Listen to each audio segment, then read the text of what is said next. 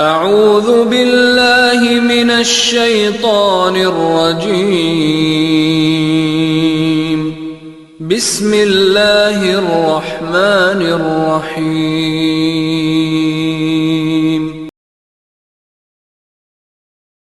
ونستغفره ونؤمن به ونتوكل عليه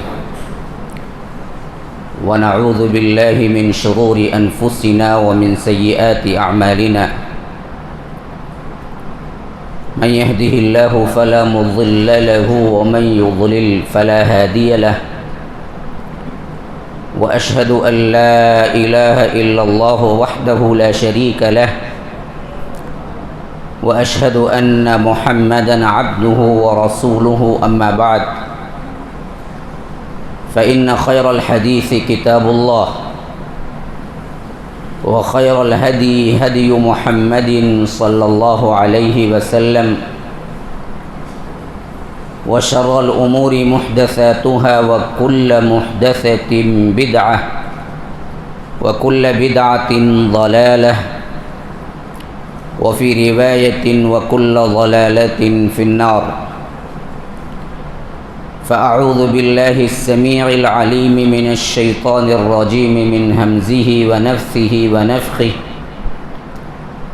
بسم الله الرحمن الرحيم إذا جاء نصر الله والفتح ورأيت الناس يدخلون في دين الله أفواجا فسبح بحمد ربك واستغفره إنه كان توابا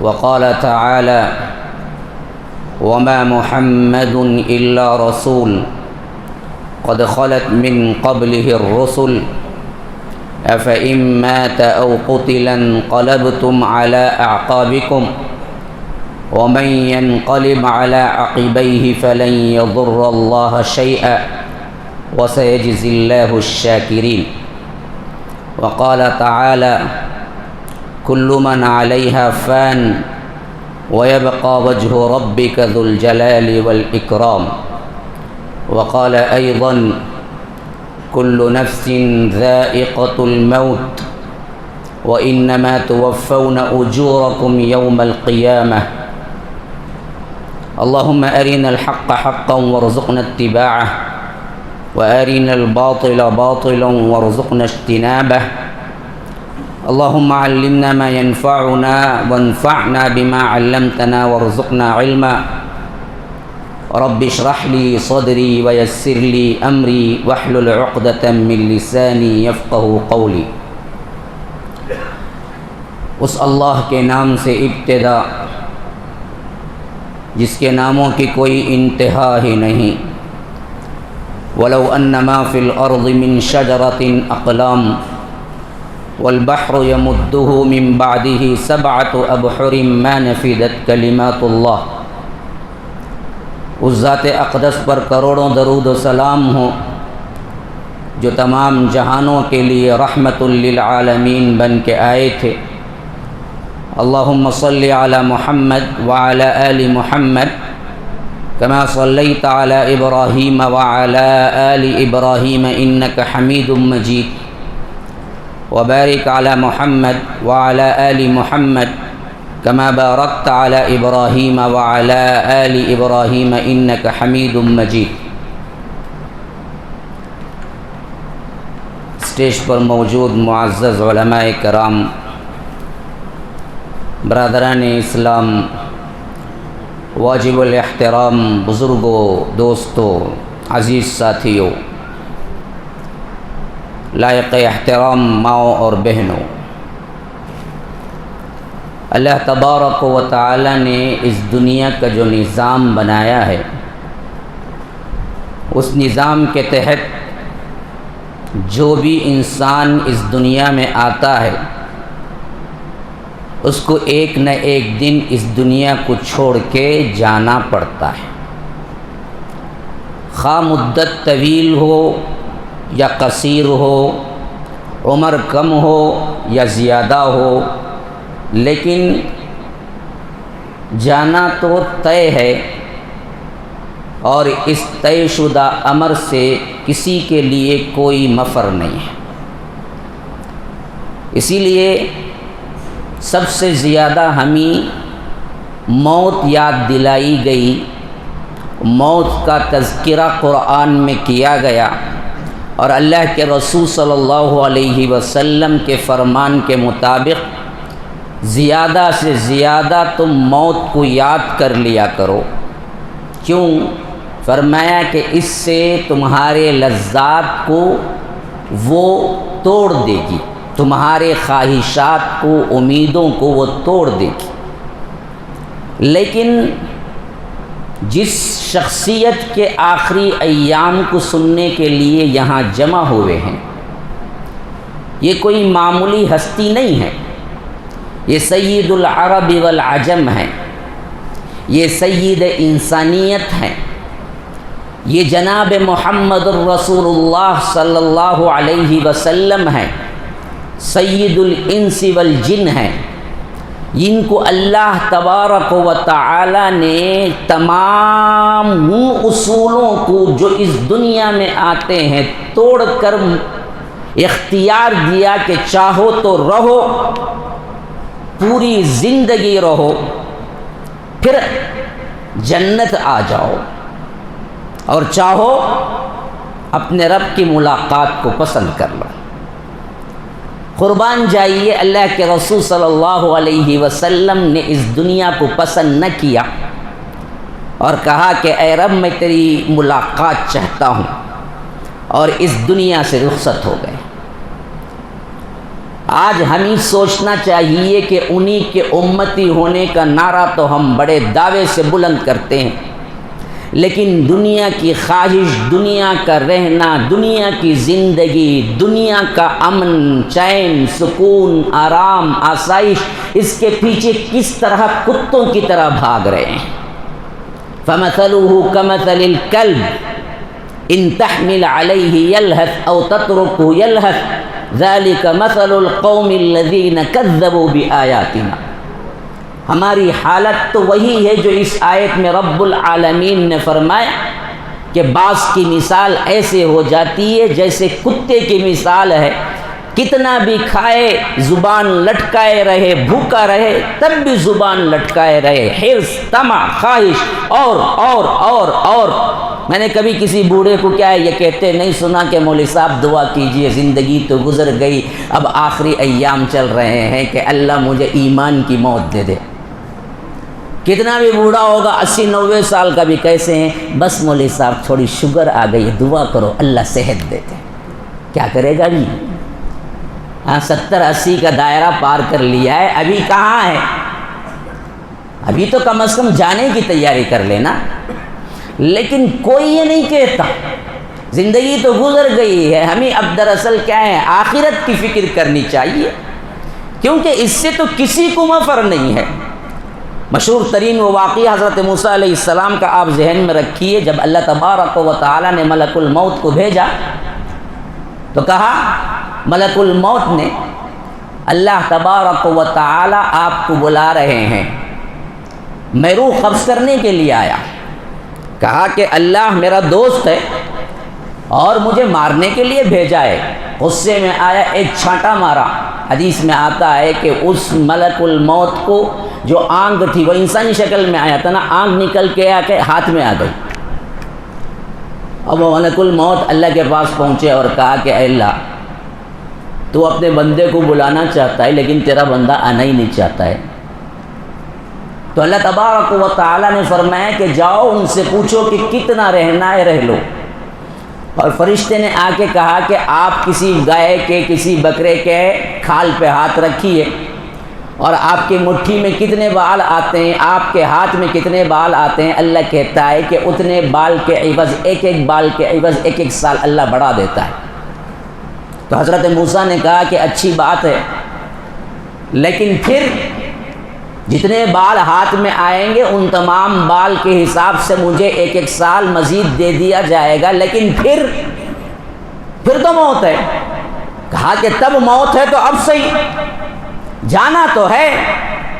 تو یہ موت ایک ایسی چیز ہے جس کو ہمیشہ یاد رکھنا چاہیے اور آج کا درس کا سب سے اہم ترین سبق ہی یہی ہے کہ اللہ کے رسول صلی اللہ علیہ وسلم بھی اسی سے گزرے ہیں۔ علل اعلان پوری انسانیت کو یہ پیغام دے گئے ہیں کہ خواہ کوئی منصب ہو، خواہ نبی ہو، خواہ غیر نبی ہو، ہر ایک کو رب کی ملاقات کے لیے نکلنا ہے۔ اور اللہ نے اس زندگی میں کہیں کسی کو یہ اصول نہیں دیا کہ وہ ہمیشگی کی زندگی رہ جائے۔ وما جعلنا لبشر من قبلک الخلد افإن مت فهم الخالدون۔ ہم نے کسی بشر کو، کسی انسان کو ہمیشگی کی زندگی نہیں دی ہے۔ اے اللہ کے رسول، آپ کو بھی موت آئے گی تو یہ دشمنان اسلام کیا رہ جائیں گے؟ ان کو بھی موت آئے گی۔ اسی طرح فرمایا کہ وما محمد الا رسول، محمد صلی اللہ علیہ وسلم اس کے سوا کچھ نہیں ہے کہ رسول ہیں۔ افإن مات، اگر وہ موت کا شکار ہو، موت ان کو آ لے۔ بعض لوگ بولتے موت کا لفظ کیسا جی بولتے؟ موت کا لفظ قرآن میں آیا ہے، ہم نہیں بولتے۔ اللہ کے رسول صلی اللہ علیہ وسلم کو لفظ موت خود قرآن نے افإن مات، اگر آپ مر جائیں، او قتلا، یا شہید ہو جائیں، انقلبتم علی اعقابکم، یہ اپنے ایڑیوں کے بل پھر جائیں گے، یعنی دین اسلام کو چھوڑ دیں گے۔ ومن ينقلب علی عقبیہ، اگر کوئی بھی اپنی ایڑیوں کے بل پھرے گا، دین اسلام کو چھوڑے گا، فلن یضر اللہ شیئا، اللہ کو وہ کچھ بھی نقصان نہیں پہنچا سکتا۔ وسیجزی اللہ الشاکرین، اللہ تبارک و تعالی ان قریب شکر گزاروں کو اس کا بدلہ دے گا۔ تو یہاں پر بھی استعمال کیا گیا اور اشارے دیے گئے کہ محمد الرسول اللہ صلی اللہ علیہ وسلم آج تمہارے درمیان ہیں۔ صحابہ کو اشارے دے دیے گئے، لیکن ایک دن آئے گا جب اللہ تبارک و تعالی بلا لے گا، تو اس کے لیے تیار رہو۔ تو یہ سب سے حساس ترین موضوع بھی ہے، رقت آمیز موضوع بھی ہے کہ میں نہیں سمجھتا کہ کن کن جگہوں پہ مجھے تنگی پیش آئے گی بولنے کے لیے، کن کن جگہوں میں مجھے سسکیاں لیتے ہوئے بولنا پڑے گا، لیکن یہ احساس آپ اپنے دل میں بٹھائیں کہ اللہ کے رسول صلی اللہ علیہ وسلم پر موت واقع ہوئی تو ہما شما کا کیا اعتبار؟ ہم کس کھیت کے مولی ہیں کہ سمجھتے ہیں کہ ہمیں بہت لمبی مدت ہے، ہمیں بڑا امن و سکون ہے، بڑے بڑے بنگلے ہیں، بینک بیلنس ہے، اجی یہ نہیں ہوگا، اجی وہ نہیں ہوگا، فلاں جو ہے نا وہ آ کر دامن پکڑ کے لے کے جائیں گے، یہ نہیں، نہ نہ، ہر ایک الگ الگ جانا ہے اور اس مرحلے سے گزرنا ہے۔ جناب محمد الرسول اللہ صلی اللہ علیہ وسلم کی زندگی مبارکہ کا وہ حصہ جن کو ہم آخری ایام سے تعبیر کر سکتے ہیں، وہ ایام ہے اللہ کے رسول صلی اللہ علیہ وسلم کے حج کے بعد، جسے حجۃ الوداع کہتے ہیں۔ اللہ کے رسول صلی اللہ علیہ وسلم پر حج فرض ہوا 9 ہجری کے قریب، جبکہ اللہ کے رسول صلی اللہ علیہ وسلم نے صدیق اکبر کی ماتحتی میں بھیج دیا تھا۔ پھر اس کے بعد آیات نازل ہوئے کہ اللہ کے رسول صلی اللہ علیہ وسلم آپ اعلان کر دیجئے اس سال کے بعد کوئی مشرک کعبۃ اللہ کا طواف نہیں کرے گا۔ ہاں، یہ اعلان نازل ہوا جبکہ صدیق اکبر امیر حج بن کے نکل چکے تھے۔ جیسے ہی یہ اعلان نازل ہوا، اللہ کے رسول صلی اللہ علیہ وسلم نے حضرت علی کو بلوایا اور کہا کہ دیکھو سورہ توبہ کے یہ آیات نازل ہوئے ہیں اور ان آیات کو لے کے تم فوراً پہنچو، اور امیر تو رہیں گے صدیق، لیکن اعلان تم کرو گے کہ اس کے بعد کوئی مشرک اس حرم کے اندر داخل نہیں ہوگا۔ عام اعلان ہو گیا۔ اب حضرت علی نے اعلان کیا آج کے بعد کوئی مشرک حرم میں داخل نہیں ہوگا۔ پھر اس کے بعد سے آج تک 2022 تک بھی کوئی مشرک اب تک حرم میں داخل نہیں ہوا۔ یہاں سے ابتدا ہوئی۔ 9 میں اللہ کے رسول صلی اللہ علیہ وسلم خود حج کو نہیں گئے، لیکن حج فرض ہو چکا تھا۔ صدیق اکبر کی معیت میں حج ہوا تو اللہ کے رسول صلی اللہ علیہ وسلم 10 کے حج کے لیے یہ اعلان کر چکے تھے کہ لوگوں اس سال میں حج کروں گا، جو چاہتے ہیں میرے ساتھ حج کرنا وہ آ جائیں۔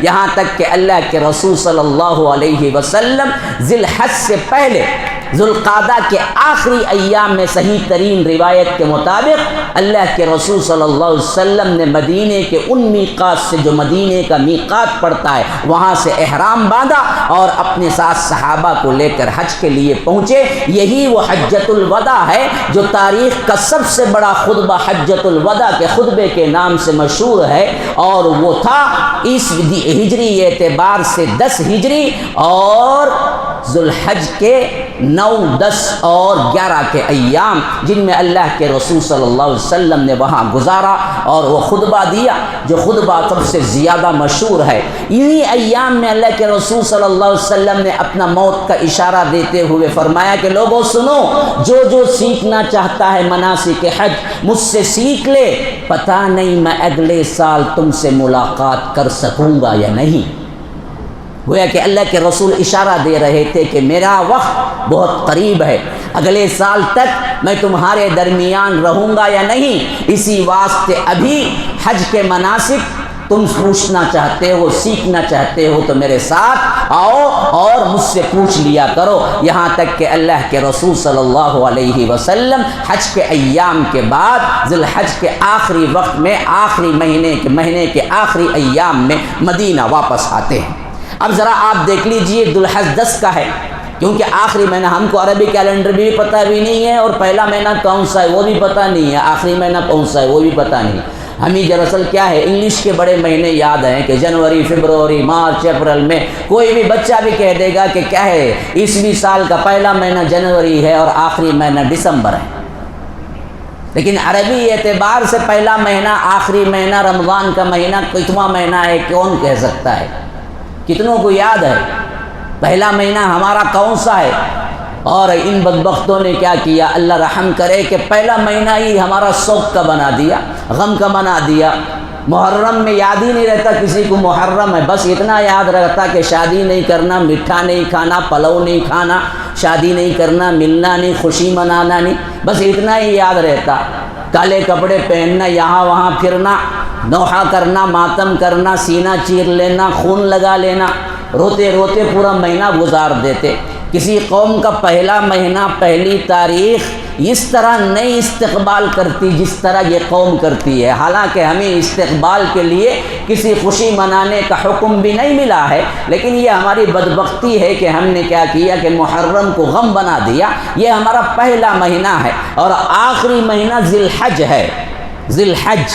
تو ذی الحج میں حج ادا ہوا اللہ کے رسول صلی اللہ علیہ وسلم کا، اور سال کے اعتبار سے 10 ہجری تھا، اور آئے اللہ کے رسول صلی اللہ علیہ وسلم تو 11 ہجری شروع ہو چکا تھا۔ اب یہاں سے آپ ایام یاد رکھیں، یعنی کہ بس آئے سنے چلے گئے، کچھ لے کے جانے کی کوشش کریں، کچھ علم حاصل کریں، کچھ چیزیں اپنے ذہنوں میں بٹانے کی کوشش کریں سیرت مبارکہ کے، تاکہ آپ کو یاد ہو جائے کہ کسی زمانے میں نے بھی یہاں پر آیا تھا اور اس بیان کو اٹینڈ کیا تھا، کچھ یادیں آپ کو وابستہ رہ جائیں اس مجلس کے تعلق سے۔ تو 11 ہجری شروع ہوئی، محرم شروع ہوا، یہاں سے اللہ کے رسول صلی اللہ علیہ وسلم کو سب سے اہم ترین پیغامات کے اعتبار سے ہمیں یہ معلوم ہوتا ہے کہ اذا جاء نصر اللہ والفتح نازل ہوئی۔ یاد رکھیے، سورتوں میں آخری سورہ نصر ہے جو نازل ہوئی، آیتوں میں آخری آیت سورہ بقرہ کی یہ آیت ہے کہ واتقوا یوما ترجعون فیہ الی اللہ۔ یہ آیتوں میں آخری ہے، یہ سورتوں میں آخری ہے۔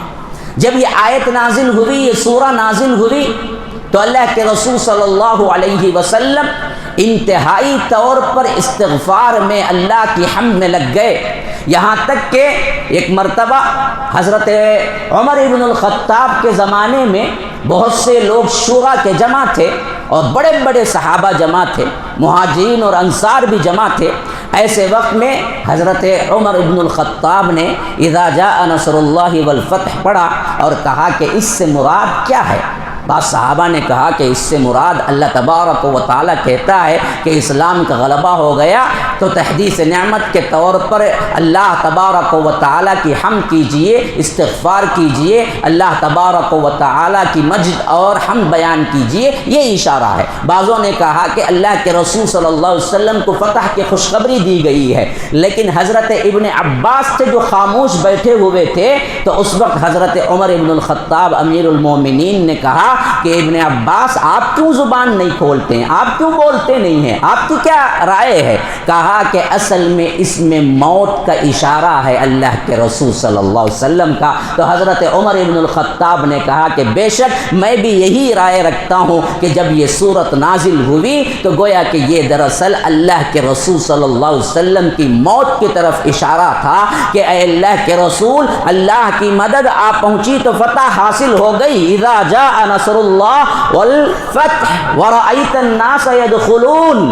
اب لوگ جوق در جوق، جماعت در جماعت اسلام میں داخل ہو رہے ہیں، تو آپ کا جو کام تھا نبوت کا وہ کام ختم ہو گیا، مکہ فتح ہو گیا اور پورے حجاز میں اسلامی سیاست و مملکت قائم ہو گئی۔ اب آپ کو دراصل رب کی طرف نکلنا ہے، اللہ کی ملاقات کے لیے تیار ہونا ہے۔ تو فرمایا کہ فسبح بحمد ربک واستغفر، اللہ تبارک و تعالیٰ کے حمد بیان کیجئے، استغفار کیجئے، کیونکہ آپ کو اب رب کی ملاقات کے لیے تیار ہونا ہے۔ یا رب یا رب یا رب، ذرا تصور کر کے دیکھو، جن کی جنبش جنبش حرکت حرکت عبادت ہے، جن کی جنبش جنبش حرکت حرکت اللہ کا حکم ہے، انہی کو اللہ تبارک و تعالیٰ کہتا ہے کہ اب دراصل موت کا وقت قریب ہے، تو اے اللہ کے رسول حمد بیان کریں اور استغفار کریں۔ جن کی جنبش جنبش حرکت حرکت گناہ میں ڈوبا ہوا ہے، سیاہ کار ہیں، خطا کار ہیں، ہم جب اس منزل پہ پہنچتے ہیں، ہمیں دراصل 50 کے آر پار ہونا پڑتا ہے یا 60 کے لگ بھگ پہنچ جاتا ہے بندہ، یا ہارٹ اٹیک کے قریب پہنچ جاتا ہے یا بیمار ہو جاتا ہے، تو کتنی مرتبہ استغفار کرنا ہے، کتنا رونا ہے، کتنا اللہ کی حمد بیان کرنا ہے۔ لیکن ہماری غفلت دیکھو، اقترب للناس حسابهم وهم فی غفلت معرضون، کہ یہ لوگ کیسے ہیں کہ حساب کا وقت قریب آ گیا ہے، لیکن یہ ہیں کہ منہ موڑے ہوئے ہیں، یہ غفلت میں ڈوبے ہوئے ہیں۔ ہم انسانوں کو سب سے بڑا کیا ہے؟ مار ہے، یہ جواب ہے کہ جناب محمد الرسول اللہ صلی اللہ علیہ وسلم جیسی شخصیت جن کے لیے کوئی گناہ ہی نہیں ہے، لیغفر لک اللہ ما تقدم من ذنبک وما تأخر علیہ، اللہ تبارک و تعالی نے آپ کے اگلے پچھلے سب گناہ معاف کر دیے۔ پھر بھی جب یہ آیت نازل ہوئی کہ اے اللہ کے رسول، آپ کو ملاقات کا وقت قریب آ رہا ہے، تو اپنے رب کی حمد بیان کرو اور استغفار کرو، تو ہمیں کتنا حمد اور کتنا استغفار کرنا چاہیے، لیکن ہم کہاں غفلت میں ڈوبے ہوئے ہیں اور امیدیں لگائے ہوئے ہیں کہ اور لمبی زندگی ہے، اور لمبی زندگی ہے، اور لمبی زندگی ہے۔ کہاں کی زندگی ہے؟ موت نے کس کو چھوڑا ہے؟ کہاں بھاگ جاؤ گے؟ کیسے بچ پاؤ گے؟ ملک الموت کے لیے کون سا ایسا دنیا کا دروازہ بنا ہے جو اس کو روک دے؟ کون سے ایسا قلعہ تعمیر ہوا ہے جس کے اندر وہ داخل نہ ہو؟ اجل ہی نے چھوڑا نہ کسرا نہ دارا، اسی سے سکندر صفات بہارا، ہر ایک لے کے کیا کیا نہ حسرت سے دھارا، پڑا رہ گیا یوں ہی ٹھاٹ سارا، جگہ جی لگانے کی دنیا نہیں ہے، یہ عبرت کی جا ہے تماشا نہیں ہے۔ زندگی، یہ زندگی کیا ہے؟ زندگی ایک کرائے کا گھر ہے، ایک نہ ایک دن بدلنا پڑے گا۔ موت جب تجھ کو آواز دے گی، گھر سے باہر نکلنا پڑے گا، تو نہ نکلے گا تو تیرا خود کی اولاد، تیرے خود کے بچے کندھوں پہ اٹھا کے منو مٹی کے اندر دفن کر کے آ جائیں گے۔ یہ تیری حقیقت ہے۔ کہاں بھول جاتا ہے انسان؟ کیوں بھول جاتا ہے؟ کیوں غفلت میں پڑا ہوا ہے؟ تو یہ سب سے پہلا اشارہ تھا۔ ایک مرتبہ محفل میں اللہ کے رسول صلی اللہ علیہ وسلم بیٹھے ہوئے تھے، صدیق اکبر بھی موجود ہیں۔ صحیح ترین روایتوں کے اندر یہ بات، جتنی باتیں میں حوالہ نہ دوں تو بھی یاد رکھیں صحیح ترین روایتوں کا مجموعہ ہے، میں پیش کر رہا ہوں۔ اللہ کے رسول صلی اللہ علیہ وسلم نے فرمایا کہ اللہ کا ایک بندہ جس کو رب العالمین نے اختیار دیا، چاہو تو تم رہو، چاہو تو تم اللہ کی ملاقات کو پسند کر لو۔ اور اس بندے نے اللہ کی ملاقات کو پسند کر دیا، دنیا کی زندگی کو ٹھکرا دیا۔ صدیق اکبر اسی وقت کہنے لگے، اے اللہ کے رسول، ہمارے ماں باپ آپ پر قربان ہو، آپ نے ایسا کیوں کیا؟ یہ کہنے کا مطلب تھا، اور رونے لگے۔ کہتے ہیں ابو سعید خدری جو اس روایت کے راوی ہیں، ہمارے نوجوانوں نے کہنا شروع کر دیا کہ اس بڈھے کو کچھ کام نہیں ہے۔ یہ کیا بات ہے کہ اللہ کے رسول کہہ رہے ہیں کہ کسی بندے کو اللہ نے اختیار دیا کہ چاہو تو دنیا میں رہو، چاہو تو ملاقات کو پسند کر لو، لیکن یہ صدیق اکبر ہیں، پتہ نہیں بہت بوڑھے ہو گئے ہیں کہ کسی بندے کی بات ہو رہی ہے، اور صدیق اکبر رو بھی رہے ہیں اور کہہ رہے ہیں کہ ہمارے ماں باپ آپ پہ قربان ہو۔ لیکن بہت جلد پتہ چل گیا کہ اصل میں جس کو اختیار دیا گیا کہ اللہ کے رسول نے بندے کا ذکر کیا، وہ کوئی اور بندہ نہیں، وہ خود جناب محمد الرسول اللہ صلی اللہ علیہ وسلم تھے۔ اس بات کو کہتے وقت ہی صدیق اکبر نے جان لیا کہ اللہ کے رسول اپنی موت کا اشارہ دے رہے ہیں کہ اللہ نے مجھے اختیار دیا کہ چاہو تو دنیا میں زندگی جتنی چاہے رہو، پھر اس کے بعد تمہیں ڈائریکٹ جنت ہے، یا چاہو تو میرے ملاقات کے لیے تیار ہو جاؤ۔ تو اللہ کے رسول صلی اللہ علیہ وسلم نے اس دنیا کی زندگی کو ٹھکرا دیا اور کہا کہ اے اللہ میں تیری ملاقات چاہتا ہوں۔ صدیق اکبر نے اسی وقت سمجھ لیا۔ اسی طرح اللہ کے رسول صلی اللہ علیہ وسلم ایک آدھی رات کے موقع پر اپنے غلام ابو مویہبہ، جن کا نام تھا ابو مویہبہ، کہا کہ اے ابو مویہبہ آؤ میرے ساتھ چلو، قبرستان کے لیے جانا ہے۔ بقیع کی قبرستان اللہ کے رسول صلی اللہ علیہ وسلم عموماً جایا کرتے تھے، کبھی کبھی راتوں میں بھی جاتے تھے اور وہاں دعائیں مغفرت کرتے تھے ان لوگوں کے لیے جو وہاں دفن ہیں۔ تو ایسے ہی قبرستان کے لیے جانے کے لیے ابو مویہبہ کو ساتھ لیا اور ہاتھ میں ہاتھ رکھے اللہ کے رسول صلی اللہ علیہ وسلم بقیع کے قبرستان میں پہنچے اور دعا کی، اور دعا میں یہ الفاظ بھی تھے کہ اے وہ لوگو، تم پہلے پہنچ چکے ہو اور تم کتنے خوش قسمت ہو جو پہلے گئے۔ یاد رکھو جو تمہارے بعد ہیں اس دنیا میں وہ بہت سے فتنے جھیلیں گے، اور یہ فتنے کیسے ہیں کہ بالکل بارش کے قطروں کی طرح اوپر گر رہے ہیں۔ تم اس سے امن میں ہو کہ تم ان فتنوں سے پہلے اس دنیا سے چلے گئے۔ پھر اللہ کے رسول صلی اللہ علیہ وسلم اس دعا کے بعد ابو مویہبہ کا ہاتھ پکڑا اور آگے چلتے ہوئے کہا کہ ابو مویہبہ جانتے ہو اللہ تبارک و تعالی نے میرے ساتھ کیا معاملہ کیا؟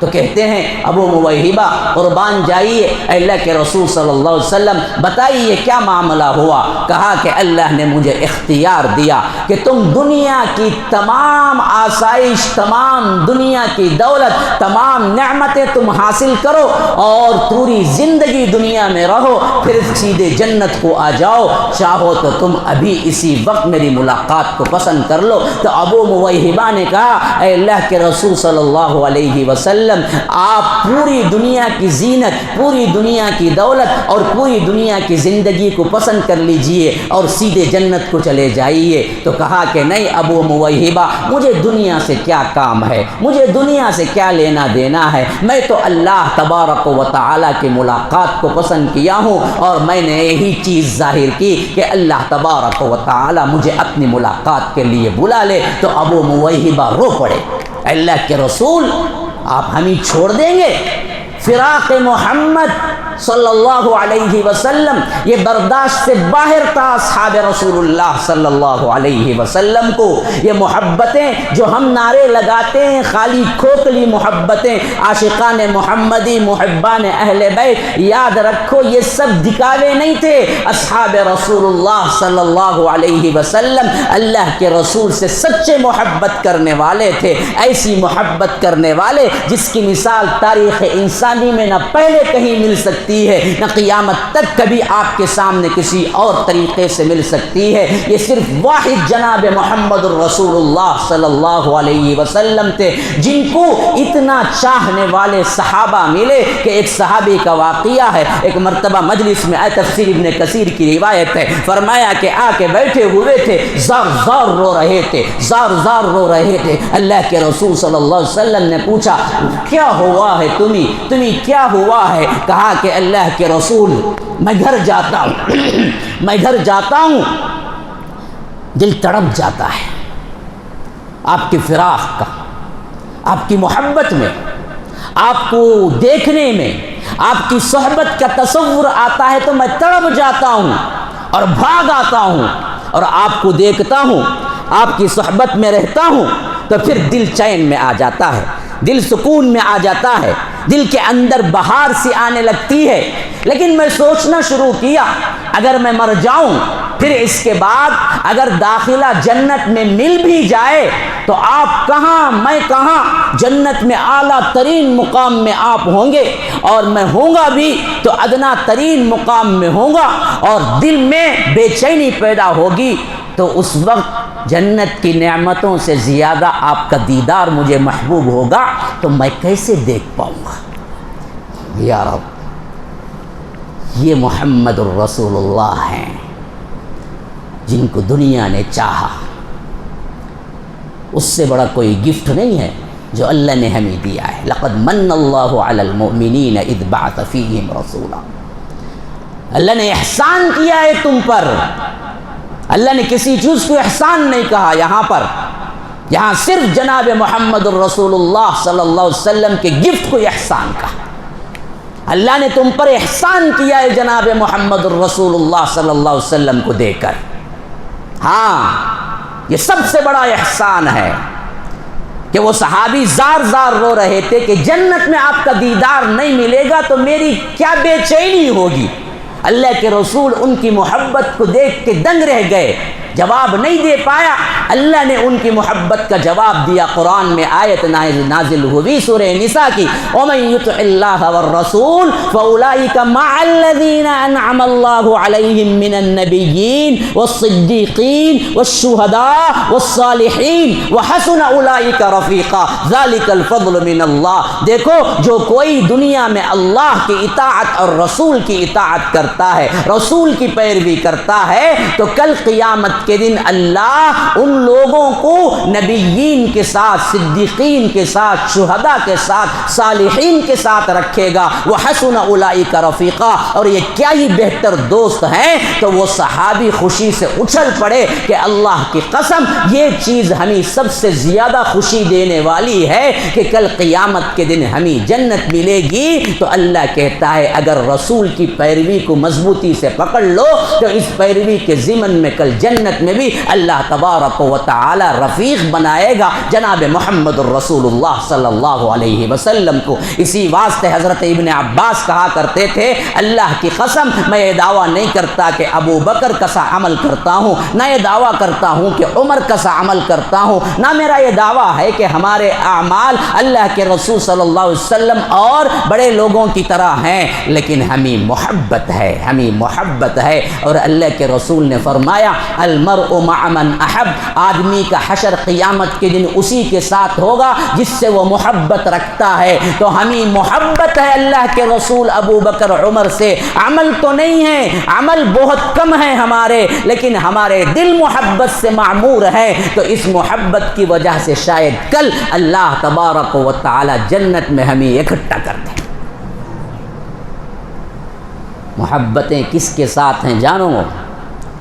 تمہاری محبتیں ایکٹروں کے ساتھ ہیں، تمہاری محبتیں شریروں کے ساتھ ہیں، تمہاری محبتیں فسادیوں کے ساتھ ہیں، تمہاری محبتیں کرکٹ پلیئروں کے ساتھ ہیں، تمہاری محبتیں زناروں کے ساتھ ہیں، تمہاری محبتیں ایکٹنگ کرنے والوں کے ساتھ ہیں، برائی کے منبع جو ہیں ان لوگوں کے ساتھ ہیں، اور دعویٰ تمہیں یہ ہے کہ تم جنت میں اللہ کے رسول کے ساتھی بننا چاہتے ہو، تو کہاں سے بنو گے؟ اللہ کی قسم محبت سب سے پہلی چیز ہے جس کے ذریعے سے تمہیں ساتھی ملیں گے۔ اور اللہ کے رسول نے فرمایا کہ کل قیامت کے دن حشر انہی کے ساتھ ہوگا جن سے وہ محبت کرتا ہے، خواہ وہ مشرق اور مغرب کی دوری کیوں نہ ہو۔ اگر تم امریکہ کا کوئی ایکٹر ہو اور محبت تم اس سے کرتے ہو، اس بدبخت سے، تو کل قیامت کے دن اللہ اسی ایکٹر کے ساتھ تمہیں اٹھائے گا۔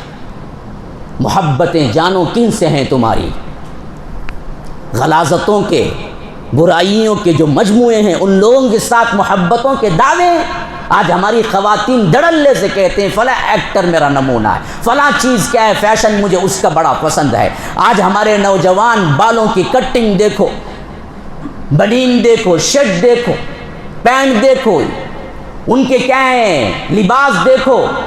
100 سال پہلے اقبال نے کہا وہی نظر آتا ہے، وضم تم ہو نصارہ تو تمدن میں حنود، یہ مسلمان ہیں جنہیں دیکھ کے شرمائے یہود، تم میں سید بھی ہو، مرزا بھی ہو، افغان بھی ہو، تم سبھی کچھ ہو بتاؤ تو مسلمان بھی ہو۔ تمہاری وضع خطا دیکھو کہ تم کون سی وضع خطا میں ہو، تمہارے بال دیکھو، تمہاری داڑھی دیکھو۔ آج بعض لوگ داڑھی رکھتے بھی ہیں تو فیشن کے رکھتے ہیں، اللہ کے رسول کی سنت کے لیے نہیں رکھتے۔ بعض لوگ بولتے ہیں مولوی صاحب بڑھ جاتی، مولوی صاحب 1 نمبر کی ٹرم بلیڈ ڈال لوں کیا؟ ارے بدبخت، رکھتا کیوں ہے؟ فیشن کے لیے رکھتا ہے؟ اللہ کے رسول کی سنت کے لیے رکھ تو ثواب ہے، فیشن کے لیے رکھ تو کوئی ثواب نہیں ہے تیرے لیے۔ بعض لوگ ٹرم یہاں بھی کرتا، یہاں بھی کرتا، صرف یہاں کی کرتا، یہاں کی کرتا اور یہاں صرف چھوڑتا ہے۔ کس کے لیے رکھا بھائی؟ کس کے لیے رکھا؟ فیشن کے لیے، خوبصورت چہرے کے لیے نہ، سنت کے لیے رکھ، جیسے چاہے ویسے، اللہ کے رسول نے جو چاہا ویسے۔ وہ داڑھی مقبول ہے، وہ وضع و قطع مقبول ہے جو اللہ کے رسول نے کیا، یہ محبت تھی۔ عبداللہ ابن قشیر بیان کرتے ہیں میں نے ایک صحابی کو دیکھا کہ ان کا ہمیشہ سینہ کھلا ہوا ہوتا تھا، جب بھی بیٹھتے سینہ کھلا ہوا۔ میں نے پوچھا کہ کیا بات ہے؟ آج تک میں نے آپ کو قمیص کا یہ بٹن لگاتے نہیں دیکھا جو سینے کے پاس کا ہے۔ کہا کہ اے میرے بھتیجے سن، عربی محاورہ ہے، کسی کو بولتے ہیں تو بھتیجے کہتے ہیں۔ کہا کہ اے میرے بھتیجے سن، میں نے زندگی میں صرف ایک ہی بار ملاقات کی اللہ کے رسول صلی اللہ علیہ وسلم سے، اور اس وقت میں نے دیکھا کہ اللہ کے رسول بڑے آرام کے ساتھ یوں بیٹھے ہوئے ہیں کہ اللہ کے رسول کا سینے مبارک کھلا ہوا ہے۔ میں نہیں چاہتا کہ میری حالت ایسی ہی رہے یہاں تک کہ موت مجھے اسی حالت میں آئے جس حالت میں میں نے جناب محمد الرسول اللہ صلی اللہ علیہ وسلم کو دیکھا۔ تو اس واسطے میں نہیں چاہتا کہ کبھی میں اپنا سینہ ڈھانکوں، کیونکہ مجھے وہ حالت پسند ہے جس حالت میں نے میرے محبوب کو دیکھا۔ یہ جناب محمد الرسول اللہ ہیں، یہ جناب محمد الرسول اللہ ہیں صلی اللہ علیہ وسلم۔ ماشاءاللہ کسی کی زبان ہلتے میں نے نہیں دیکھا ہے، شاید سب کی زبانوں میں تالے لگے ہوئے ہیں، یا بہت کٹھن لفظ ہے صلی اللہ علیہ وسلم کہ اگر ادا کریں گے تو آپ کے جبڑے ٹوٹ جائیں گے۔ اتنی بھی چوری نہ کرو، اتنی بھی کنجوسی نہ کرو، کم از کم درود تو پڑھ لیا کرو صلی اللہ علیہ وسلم۔ اس سے بڑا کنجوس کوئی نہیں ہے جو اللہ کے رسول صلی اللہ علیہ وسلم کا نام آئے وہ کم از کم صلی اللہ علیہ وسلم بھی نہ کہے۔ یہ محبتیں ہیں۔ تو اللہ کے رسول صلی اللہ علیہ وسلم کے وصال کے ایام، بلکہ یوں کہہ لیجئے آخری ایام، بعض لوگ کہتے ہیں وصال کو یہ لفظ ملنے سے تعلق رکھتا ہے، استعمال نہ کرنا چاہیے، تو میری زبان سے نکلا تو میں نے اس واسطے ہی کہا کہ آخری ایام، لفظ وصال کی دلیل نہ لے لیں میری زبان سے، ہاں موت کے آخری ایام۔ تو اللہ کے رسول صلی اللہ علیہ وسلم محرم، صفر، ربیع الاول، 11 ہجری کے یہ 3 مہینے ہیں جن میں اللہ کے رسول صلی اللہ علیہ وسلم کے ہم آخری ایام کہہ سکتے ہیں، اور ان میں جو اہم ترین باتیں ہمیں سیرت کی کتابوں میں ملتے ہیں ان میں حضرت معاذ کی بھی وہ نصیحت جو ہمیں کبھی نہیں بھولنا چاہیے۔ اللہ کے رسول صلی اللہ علیہ وسلم انہیں گورنر بنا کے بھیجتے ہیں۔ گورنر بنا کے جب بھیجتے ہیں تو کہتے ہیں کہ معاذ یاد رکھو تمہیں بہت سی نصیحتیں کر رہا ہوں، اس نصیحت کے تحت اپنی زندگی گزارنا، اور چلو میں تمہیں مدینے کے باہر بارڈر تک چھوڑ کے آتا ہوں۔ اور اللہ تبارک و تعالی کیا تواضع دیا تھا جناب محمد الرسول اللہ کو، قربان جائی۔ ہماری حالتیں بھی کیا ہیں کہ کچھ بھی عہدہ مل جائے، کچھ کیا ہے، تھوڑی سی کیا ہے، اللہ تبارک و تعالی دنیا میں کچھ پوسٹ دے دے، پھر اس کے عللے تللے دیکھنے کے ہوتے ہیں، اس کا بیٹھنا اٹھنا، اس کا چلنا پھرنا، اللہ اکبر، زمین پہ پاؤں نہیں ٹکتے۔ یہ پورے عالم کے سردار ہیں، لیکن تواضع کا یہ حال ہے کہ حضرت معاذ سواری پہ سوار ہیں اور اللہ کے رسول مہار پکڑے چل رہے ہیں۔ پیدل چلنے والے جناب محمد الرسول اللہ صلی اللہ علیہ وسلم ہیں، سواری پہ معاذ ہیں، کانپ جاتے ہیں اور کہتے ہیں کہ اللہ کے رسول یہ کیسے ہو سکتا ہے کہ میں سوار آپ پیدل چلیں، یا تو مجھے اتار دیں یا آپ سوار ہو جائیں، میں پیدل چلوں۔ کہتے ہیں کہ نہیں، ایسے ہی چلو، آگے بڑھتے ہیں یہاں تک کہ مدینے کا بارڈر آتا ہے تو اللہ کے رسول صلی اللہ علیہ وسلم کہتے ہیں کہ یا معاذ، معاذ دیکھو، ایاک ودعوت المظلوم، ایک بہت بڑی نصیحت کر رہا ہوں، وہ ایک مظلوم کی بد دعا سے بچو۔ یعنی تم حاکم بن کے جا رہے ہو، تم گورنر بن کے جا رہے ہو، تم بڑے بن کے جا رہے ہو سکتا ہے تمہارے بڑپن میں، تمہارے عہدے میں تم کسی پر ظلم کر دو، نا نا نا، اگر تم نے ظلم کیا اور مظلوم نے کوئی بد دعا دی، مظلوم نے کوئی آہ دے دی، تو یاد رکھو اس کے اور اللہ کے درمیان کوئی حجاب نہیں ہوتا، اس واسطے مظلوم کی بد دعا سے بچو، ظلم نہ کرنا۔ پھر اس کے بعد اللہ کے رسول صلی اللہ علیہ وسلم نے فرمایا معاذ جب تم واپس آؤ گے شاید مجھ سے ملاقات نہیں ہوگی اور تم میری مسجد پر تو گزرو گے تو میری قبر پر سے گزرو گے۔ حضرت معاذ چیخ مار کے رو پڑے، کہا کہ اللہ کے رسول پھر ایسے وقت میں مجھے جدا کر رہے ہیں کہ میں جاؤں آپ کو چھوڑ کر؟ کہا کہ ہاں، اعلاء کلمت اللہ، اللہ کے دین کے لیے اللہ تبارک و تعالیٰ کے راستے میں تمہیں بھیج رہا ہوں اور میرا حکم یہی ہے کہ تم جاؤ، لیکن مجھے یہ بھی گمان ہے کہ جب تم واپس آؤ گے تو میں اس دنیا میں نہیں رہوں گا اور میرے قبر پر سے تم گزرو گے۔ تو یہاں پر بھی اللہ کے رسول صلی اللہ علیہ وسلم نے اشارہ دے دیا کہ دیکھو اگلے سال تک میں اس دنیا میں نہیں رہوں گا۔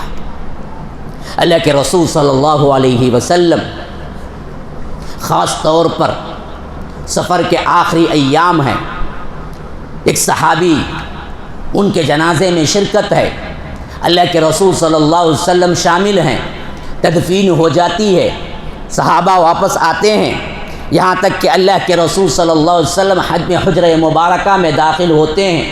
اتفاق یہ ہے کہ اماں عائشہ ہی کا حجرہ ہے، اللہ کے رسول صلی اللہ علیہ وسلم داخل ہوتے ہیں اور داخل ہوتے ہی یہ الفاظ سنتے ہیں کہ وارأساہ، اماں عائشہ رضی اللہ عنہا اپنا سر پکڑے ہوئے کہہ رہی ہوتی ہیں کہ ہائے سر، یعنی سر درد مجھے شدید ہے۔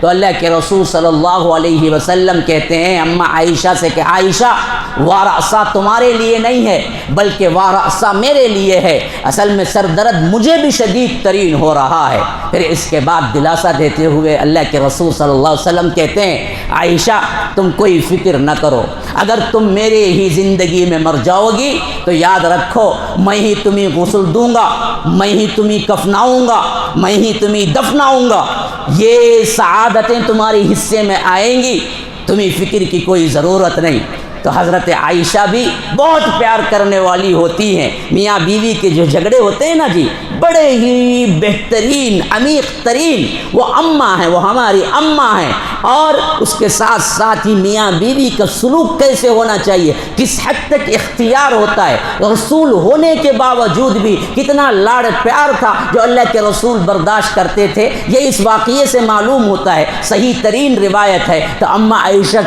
فوراً بول پڑتی ہے ہاں ہاں پتہ ہے کہ میں مر جاؤں تو آپ مجھے کفنائیں گے، آپ مجھے دفنائیں گے، پھر اس کے بعد آ کر کسی بیوی سے صحبت کرتے ہوئے زندگی گزار لیں گے۔ تو اللہ کے رسول ہنس پڑے۔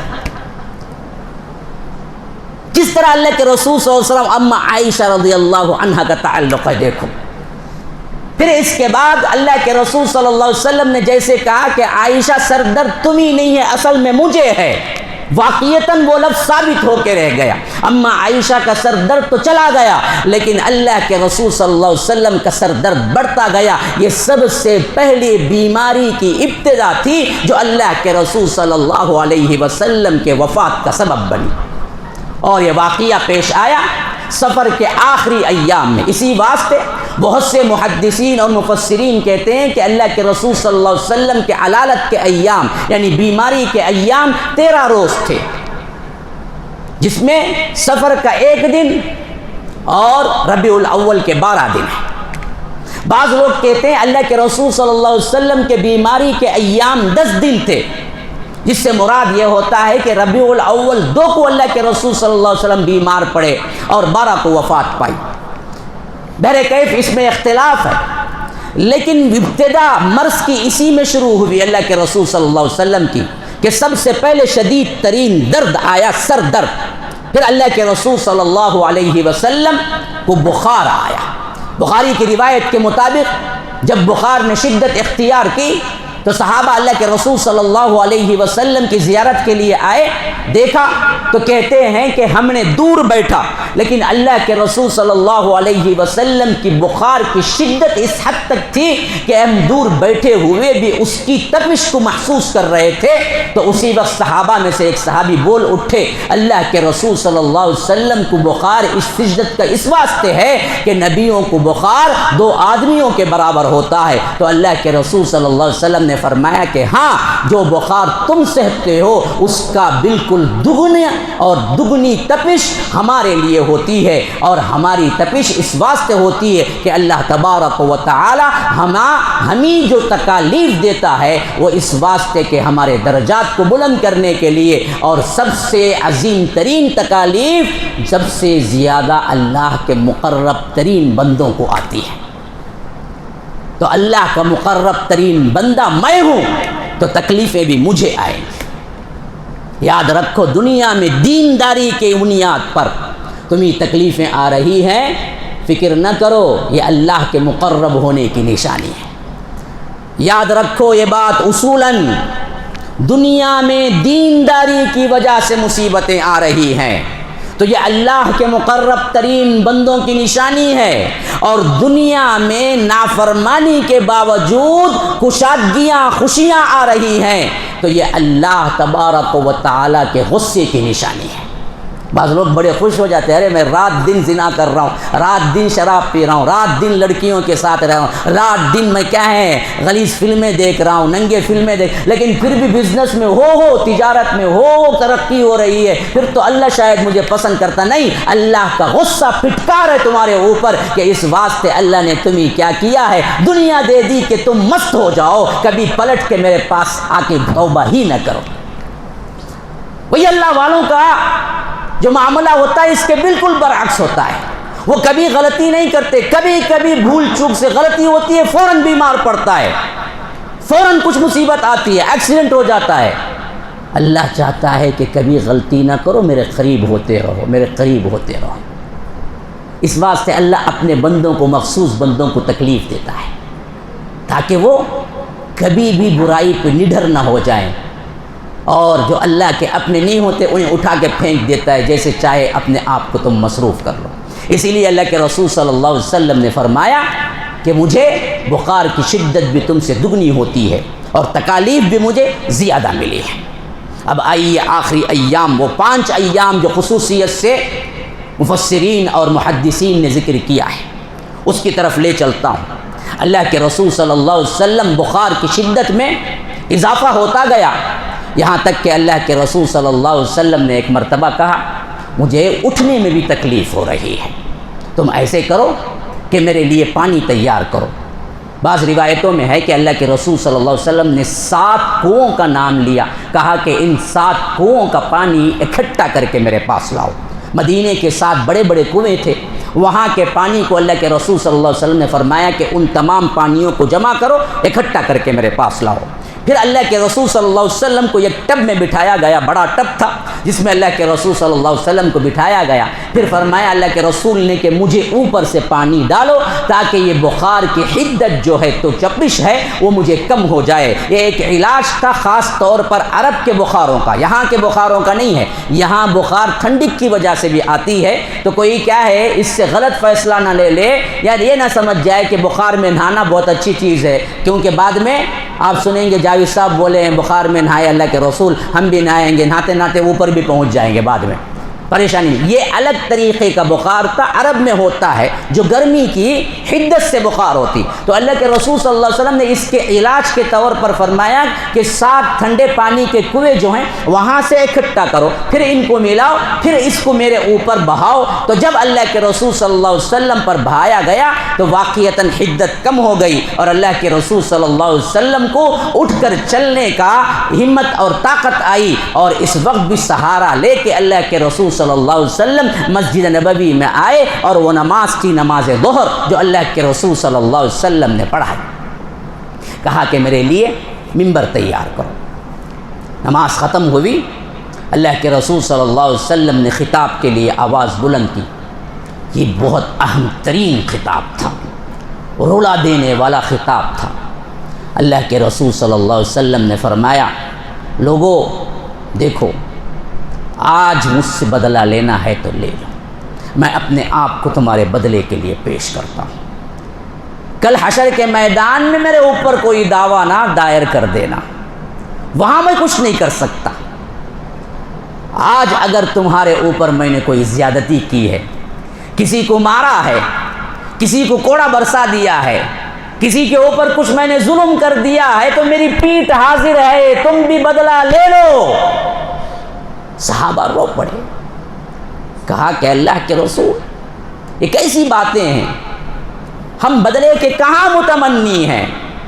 کہا کہ نہیں, یاد رکھو اللہ تبارک و تعالی بندوں کے حقوق کا پاسبان ہے, اور بندوں پر ظلم ہے تو اس کا بدلہ ضرور لے گا حشر کے میدان.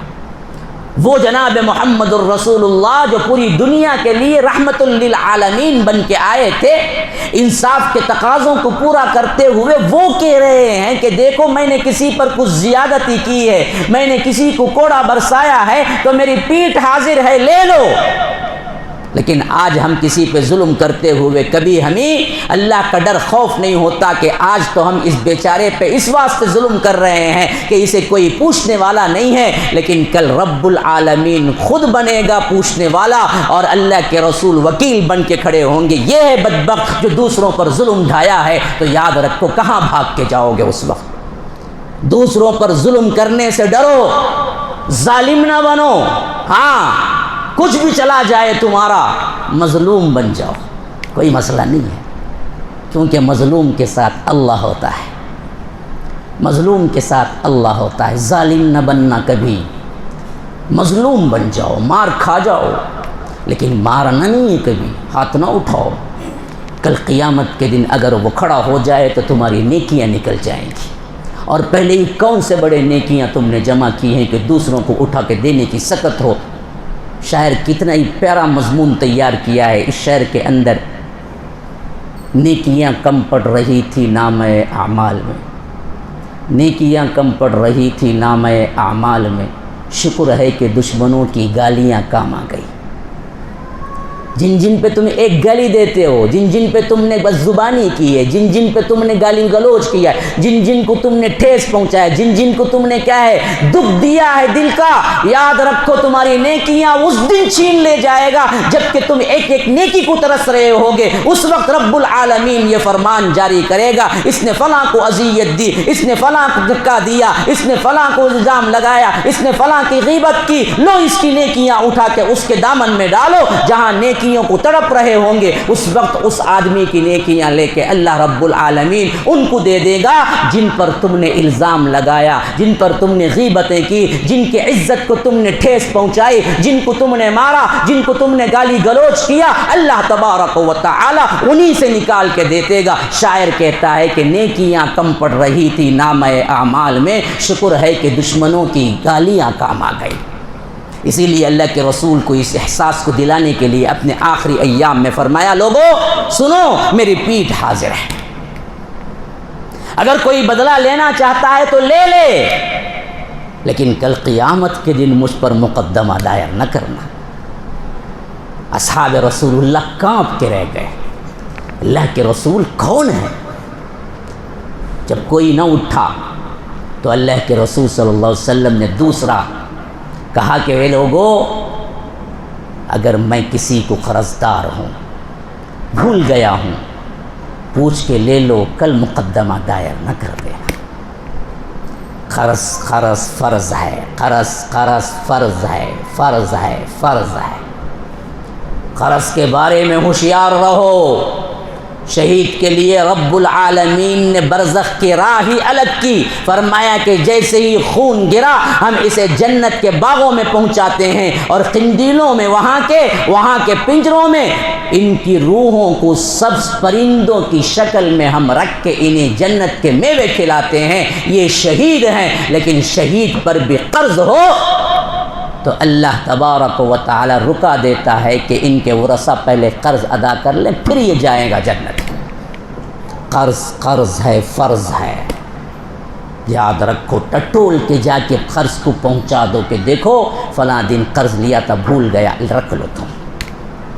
اسی لیے اللہ کے رسول صلی اللہ علیہ وسلم نے فرمایا کہ لوگوں، قرض ہے اگر کوئی مجھ سے لے لے، میرا مرتبہ ہے، مقام ہے، سب ہے، لیکن قرض ہے، مجھ سے پوچھ کے لے لے۔ صحابہ کانپ گئے، کوئی نہ اٹھا۔ اللہ کے رسول صلی اللہ علیہ وسلم کے بار بار اصرار پر ایک شخص اٹھے، کہا کہ اللہ کے رسول شاید آپ بھول گئے، 3 دینار ایک مرتبہ آپ نے لیے تھے۔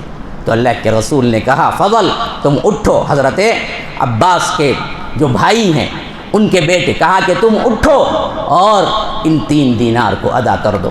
تو اسی وقت ایک دوسرے صحابی اٹھے، کہا کہ اللہ کے رسول 3 دینار آپ کے میرے پاس رہ گئے ہیں، یہ آپ کو میں ادا کر دیتا ہوں۔ تو اللہ کے رسول صلی اللہ علیہ وسلم نے کہا کہ فضل تم ان سے 3 دینار لے لو اور 3 دینار ان کو ادا کر دینا۔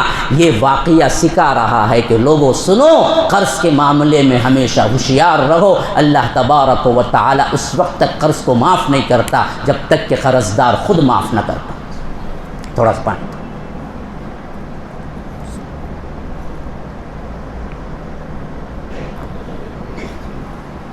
یہ کب تک ہے یہاں اذان؟ یعنی میرا وقت کب تک ہے؟ 8 تک۔ 8 کو اذان ہے یا نماز ہے؟ اذان ہے۔ اللہ کے رسول صلی اللہ علیہ وسلم اس کے بعد اپنے حجرے میں تشریف لائے، مرض کی شدت بڑھتی گئی، یہاں تک کہ اللہ کے رسول صلی اللہ علیہ وسلم نماز عشاء کے لیے نکل رہے تھے کہ بے ہوش ہو کے گر پڑے۔ تھوڑی دیر بعد اللہ کے رسول صلی اللہ علیہ وسلم کو افاقہ ہوا تو پوچھا نماز ہو گئی؟ کہا کہ نہیں اللہ کے رسول آپ ہی کا انتظار ہے۔ تو اللہ کے رسول صلی اللہ علیہ وسلم نماز ادا کرنے کے لیے پھر اٹھے، لیکن ابھی چل نہیں پائے تھے کہ پھر دوبارہ گر پڑے، بے ہوش ہو گئے۔ پھر افاقہ ہوا تو اللہ کے رسول صلی اللہ علیہ وسلم نے کہا کہ نماز ہو گئی؟ کہا کہ نہیں اللہ کے رسول آپ ہی کا انتظار ہے۔ پھر اللہ کے رسول صلی اللہ علیہ وسلم اٹھنے کی کوشش کی، پھر تیسری مرتبہ بھی گر پڑے۔ پھر تھوڑی دیر کے بعد افاقہ ہوا تو پوچھا نماز ہو گئی؟ کہا کہ نہیں اللہ کے رسول آپ ہی کا انتظار ہے۔ یہ ہے نماز کی اہمیت۔ تو اس وقت اللہ کے رسول صلی اللہ علیہ وسلم نے کہا کہ اب میں پیدل آ نہیں سکتا کہ ابو بکر کو کہیں کہ وہ نماز پڑھائے۔ اماں عائشہ کہتی ہیں جو اس حدیث کے راوی ہیں کہ میں نے دل میں سوچا کہ اگر ابو بکر اللہ کے رسول صلی اللہ علیہ وسلم کے مصلی پہ کھڑے ہوں گے، وہ پہلے ہی نرم دل آدمی ہیں، وہاں مصلی پہ کھڑے ہوں گے تو روتے روتے ہچکیاں بن جائیں گی، وہ پڑھیں گے قرات کیسے؟ تو میں آگے بڑھ کے کہا کہ اللہ کے رسول صلی اللہ علیہ وسلم میرے باپ اس جگہ کے متحمل نہیں ہیں، کاش آپ ان کو نہ کھڑائیں، عمر سے کہیں کہ وہ نماز پڑھا دیں۔ اللہ کے رسول صلی اللہ علیہ وسلم اس کا کوئی جواب نہیں دیا، بلکہ صحابہ کی طرف رخ کر کے کہا کہ ابو بکر کو کہو کہ نماز پڑھائے۔ اماں عائشہ نے دوسری جو بیویاں تھیں ان کی طرف اشارہ کیا کہ تم سب مل کے میرے ہاں میں ہاں ملاؤ، ہوتی ہے نا جو خواتین کے اندر، تو انہوں نے اشارہ کیا کہ تم سب مل کے میرے ہاں میں ہاں۔ تو تمام ازواج مطہرات مل کے کہا کہ اللہ کے رسول ابو بکر اس کے متحمل نہیں ہو سکتے، آپ کہیں کہ عمر کو نماز پڑھا دے۔ تو اللہ کے رسول کو جلال آ گیا، غصے، کہا کہ تم سب بھی وہی کام کر رہی ہو جو یوسف والیوں نے کیا تھا۔ یعنی اشارہ دے رہے تھے عزیز مصر کی بیوی کے ساتھ جب واقعہ پیش آیا تھا، ان کا بھی ایک منشا کچھ تھا، کام کچھ تھا، اس کی طرف اشارہ کرتے ہوئے کہا کہ تم دراصل اپنے باپ کو بچانا چاہتی ہو نا۔ پھر اس کے بعد کہا کہ یاد رکھو اللہ بھی انکار کرتا ہے اور بندے بھی انکار کرتے ہیں کہ ابو بکر کے علاوہ کوئی امامت کا حقدار نہیں جب ابو بکر خود موجود ہو۔ گویا کہ صاف نص سے اشارہ کیا کہ میرے بعد خلیفہ ابو بکر ہوں گے۔ یہ بدبخت لوگ ہیں جنہوں نے بلا فصل حضرت علی کا نعرہ لگایا تھا، یہ دراصل سب سے زیادہ کذب بیانی کرنے والے لوگ ہیں۔ اپنی زندگی کے سب سے پہلے جہاں پر نہ پہنچنے کا اہتمام ہوا، اللہ کے رسول نہیں پہنچے تو حکم دیا کہ ابو بکر، اور روایتوں میں آتا ہے کہ اس وقت اتفاق سے ابو بکر موجود نہیں تھے۔ اللہ کے رسول صلی اللہ علیہ وسلم نے فرمایا کہ ابو بکر کو بلا کے لاؤ۔ یہاں تک کہ آنے میں تاخیر ہوئی تو اس وقت تک اللہ کے رسول یہی لفظ کہتے رہے کہ اللہ بھی انکار کرتا ہے، بندے بھی انکار کرتے ہیں کہ ابو بکر جس مجلس میں ہوں کہ اس مجلس میں ابو بکر کے علاوہ کوئی نہیں پہنچے گا امامت کے لیے۔ یہاں تک کہ صدیق اکبر پہنچتے ہیں تو اللہ کے رسول صلی اللہ علیہ وسلم کہتے ہیں کہ نماز وہ پڑھائیں، یہ ہوتی ہے جمعرات کی رات۔ جمعرات کے رات کی عشاء، جمعے کی 3 نمازیں، ہفتے کی 3 نمازیں، جمعے کے 5 نمازیں، ہفتے کے 5 نمازیں، اتوار کے 5 نمازیں، 5 3 15، اور جمعرات کی عشاء اور پیر کے فجر کی صبح کی نماز، 17 نمازیں ہیں جو اللہ کے رسول صلی اللہ علیہ وسلم کی زندگی مبارکہ میں صدیق اکبر نے پڑھایا ہے۔ یاد رکھو، 1 2 نماز نہیں ہے، پورے 17 نمازیں ہیں جو اللہ کے رسول صلی اللہ علیہ وسلم کی زندگی مبارکہ میں صدیق اکبر نے پڑھایا۔ تو ان کا کیا مقام ہے جس پہ اللہ کے رسول خود مطمئن ہیں اور کہہ رہے ہیں کہ ابو بکر امام بنے گا۔ جب دین کا معاملہ صدیق اکبر کے حوالے کیا تو اسی واسطے حضرت عمر نے کہا کہ ہم نے دنیا کا معاملہ بھی انہی کے سپرد کیا، خلیفہ بھی وہی ہوں گے۔ یہ سب سے بڑی دلیل ہے اللہ کے رسول صلی اللہ علیہ وسلم کے بعد بالکل صحیح خلافت صدیق اکبر کی ہے۔ اللہ کے رسول صلی اللہ علیہ وسلم مرض وفات کے ان ایام میں جب صحابہ ملاقات کے لیے آتے تھے تو اللہ کے رسول صلی اللہ علیہ وسلم ان سے ملاقات کرتے تھے۔ ایک مرتبہ سب بیٹھے ہوئے تھے جن میں کچھ افراد گھر والے بھی تھے اور کچھ صحابہ بھی تھے۔ یہ بہت اہم ترین واقعہ ہے کیونکہ میں آخری ایام کا ذکر مختص کر دیا گیا، اس واسطے میں یہ واقعہ بیان کر رہا ہوں، ورنہ تو کیا ہے یہ واقعہ بڑا تفصیل طلب ہے جو واقعہ قرطاس کے نام سے مشہور ہے۔ اللہ کے رسول صلی اللہ علیہ وسلم کہتے ہیں کہ ایسا کرو، سنو سنو سنو غور سے سنو، اللہ کے رسول صلی اللہ علیہ وسلم کہتے ہیں کہ ایسا کرو، کوئی قلم اور دوات لے آئے اور کوئی ہڈی کا ٹکڑا یہ کوئی لکھنے کا کیا ہے چمڑی لے کے آؤ، میں تمہیں لکھوا دیتا ہوں ایسی بات جس کے بعد تم گمراہ نہ ہو سکو گے۔ یہ ہے واقعہ قرطاس جس کو بدبختوں نے شیعوں نے کیا کیا، الزام تراشیاں کیے ہیں اور حضرت عمر کو سب سے بڑا دشمن جانا ہے۔ یہی واقعہ ہے وہ، اس حد تک دشمن جانتے ہیں کہ یہ بدبخت کبھی کبھی مدینہ منورہ جاتے ہیں تو ایک طرف اللہ کے رسول کو سلام پڑھتے ہیں تو دوسری طرف حضرت عمر کے قبر مبارک پہ تھوکتے ہیں۔ یہ اتنے بڑے بدبخت ہیں۔ ہاں، یہ کیوں؟ یہ واقعہ میں سنا دیتا ہوں۔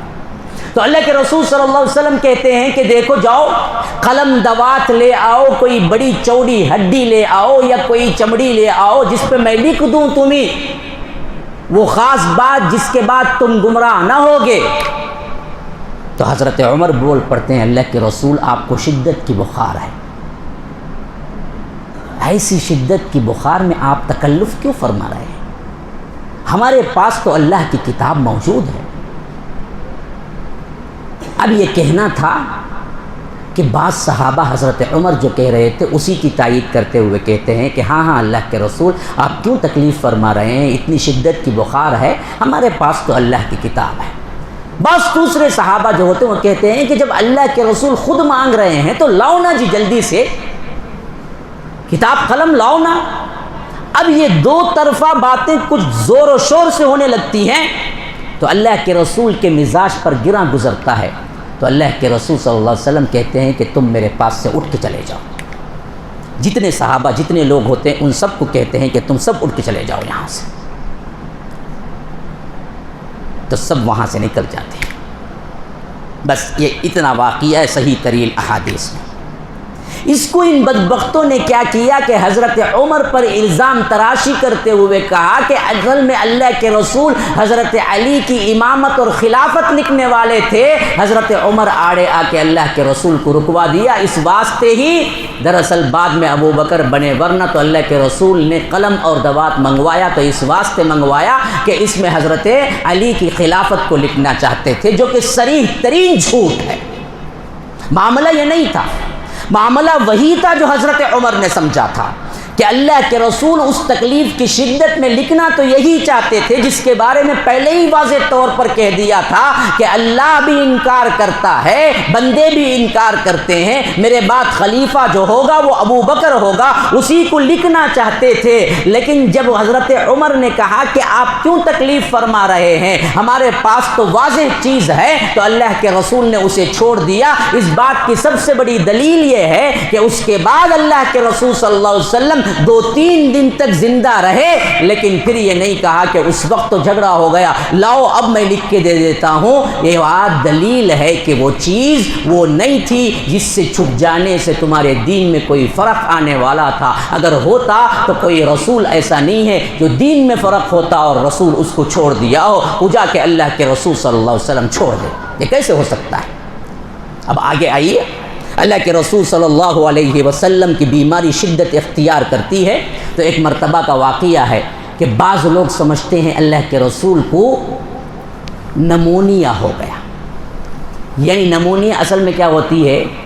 پیٹ کے جھلی پہ ورم آتی ہے جس سے بخار شدید ہو جاتی ہے، جسے ذات الجنب کہتے ہیں عربی میں۔ بعض صحابہ کا خیال تھا کہ یہ ذات الجنب کی بیماری ہے اللہ کے رسول صلی اللہ علیہ وسلم کو، تو اس کی دوا مشہور تھی، تو طبیب سے دوا منگوائی گئی اور اللہ کے رسول صلی اللہ علیہ وسلم سے کہا گیا کہ آپ یہ دوا پی لیجئے، تو اللہ کے رسول صلی اللہ علیہ وسلم نے کہا کہ نہیں، مجھے دوا کی ضرورت نہیں تھی۔ کیوں؟ اللہ کے رسول کو معلوم تھا کہ مجھے یہ بیماری ہے بھی نہیں اور میں اللہ سے ملاقات چاہتا ہوں، لیکن صحابہ شدت محبت میں چاہتے تھے کہ یہ دوا پی لیں، یہاں تک کہ بعض صحابہ نے کیا کیا، اللہ کے رسول صلی اللہ علیہ وسلم کے منہ کو پکڑا اور دوائی ڈال دی، یعنی زبردستی پلا دی۔ جیسے ہی اللہ کے رسول صلی اللہ علیہ وسلم کو افاقہ ہوا، کہا کہ کون ہے جب میں منع کرنے کے باوجود میرے منہ میں دوائی ڈالی؟ صحابہ نے کہا کہ ہم نے کیا۔ کہا کہ سزا کے طور پر وہ دوائی تم سب کو پینا پڑے گا۔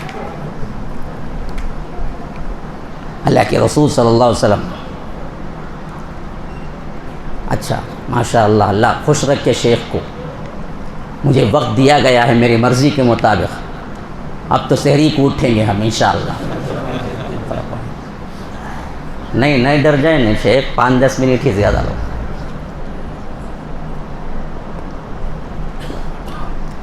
اب شیخ لیاقت صاحب سوچ رہے ہیں کائی کو دیا کہ اسے بیٹھے بیٹھے بول۔ تو اللہ کے رسول صلی اللہ علیہ وسلم کے مرض کے ایام اور شدت اختیار کرتے جا رہے تھے، یہاں تک کہ اللہ کے رسول صلی اللہ علیہ وسلم کی وہ آخری صبح جو پیر کا دن تھا، 12 ربیع الاول کی تاریخ تھی، نماز فجر چل رہی تھی، بخاری کی روایت کے مطابق اللہ کے رسول صلی اللہ علیہ وسلم نے پردہ اٹھایا اپنے حجرے کا، دیکھا صدیق اکبر کی معیت میں صحابہ نماز پڑھ رہے ہیں، بہت خوش ہوئے۔ یہ وہ کیفیت تھی جو اللہ کے رسول صلی اللہ علیہ وسلم کی 23 سال کی محنت کا نتیجہ تھا۔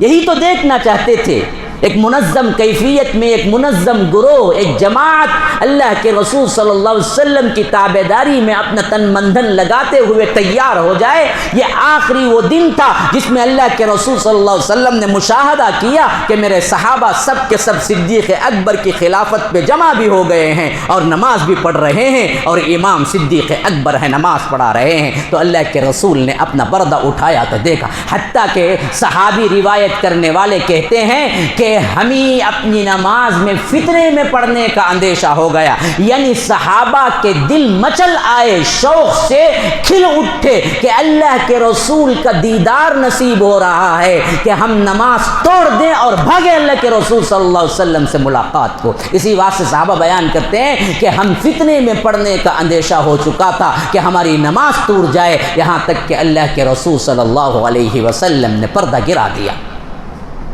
یہ آخری صبح تھی، اس سے پہلے کہ صبح کا معاملہ تھا کہ اللہ کے رسول صلی اللہ علیہ وسلم صدیق اکبر امام بن چکے تھے، نماز شروع ہو چکی تھی، تلاوت شروع کر چکے تھے کہ اللہ کے رسول صلی اللہ علیہ وسلم آہستہ قدموں سے حضرت فضل اور ایک طرف دوسرے صحابی کے ساتھ بڑی مشکل سے اپنے پاؤں کو رینگتے ہوئے، قدم اٹھا کے رکھنے کی سکت نہ تھی، لیکن نماز اور اس جماعت کی اہمیت کو امت کو بتلانا مقصود تھا قیامت تک کے لوگوں کو، کہ لوگوں یاد رکھو کوئی مرض، کوئی تکلیف، کوئی چیز، کوئی مشغولیت، کوئی مصروفیت ایسی نہیں ہے دنیا میں کہ تم نماز با جماعت چھوڑ دو، ایسے وقت میں بھی آؤ۔ یہ سید الانبیاء، سید العرب والعجم، سید انسانیت معراج میں ساتوں آسمانوں کے اوپر پہنچ کے جس چیز کو لے کے آئے تھے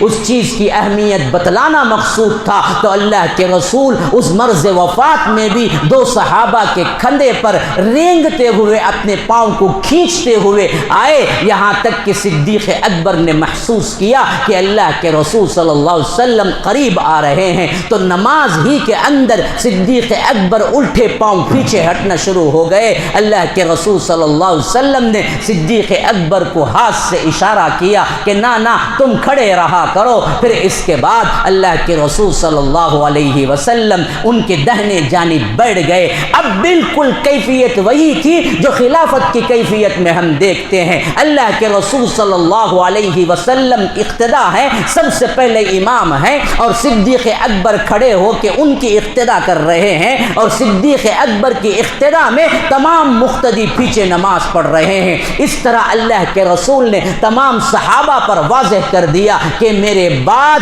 بلا فصل خلیفہ صدیق اکبر ہے، جو نماز میں اس ترتیب سے میں پڑھا رہا ہوں اسی ترتیب سے میری خلافت چلے گی۔ تو اللہ کے رسول نماز کے امام تھے اور بیٹھے ہوئے پڑھا رہے تھے، لیکن اس کی اقتدا اللہ کے رسول کے یہ صحابی صدیق اکبر کھڑے ہوئے کرا رہے تھے، اور اللہ کے رسول صلی اللہ علیہ وسلم کی اقتدا نہیں بلکہ صدیق اکبر کی اقتدا میں سب کھڑے ہوئے نماز پڑھ رہے تھے۔ اس طرح اللہ کے رسول صلی اللہ علیہ وسلم نے نماز مکمل کروائی۔ یہ بات میں کیوں زیادہ توجہ اور زور دے کے کہہ رہا ہوں؟ یاد رکھو یہی وہ چیز ہے جو سب سے بڑا اختلاف کا باعث بنی آگے چل کر، اور فرقوں کا باعث بنی، اور آج تک اختلاف نظر۔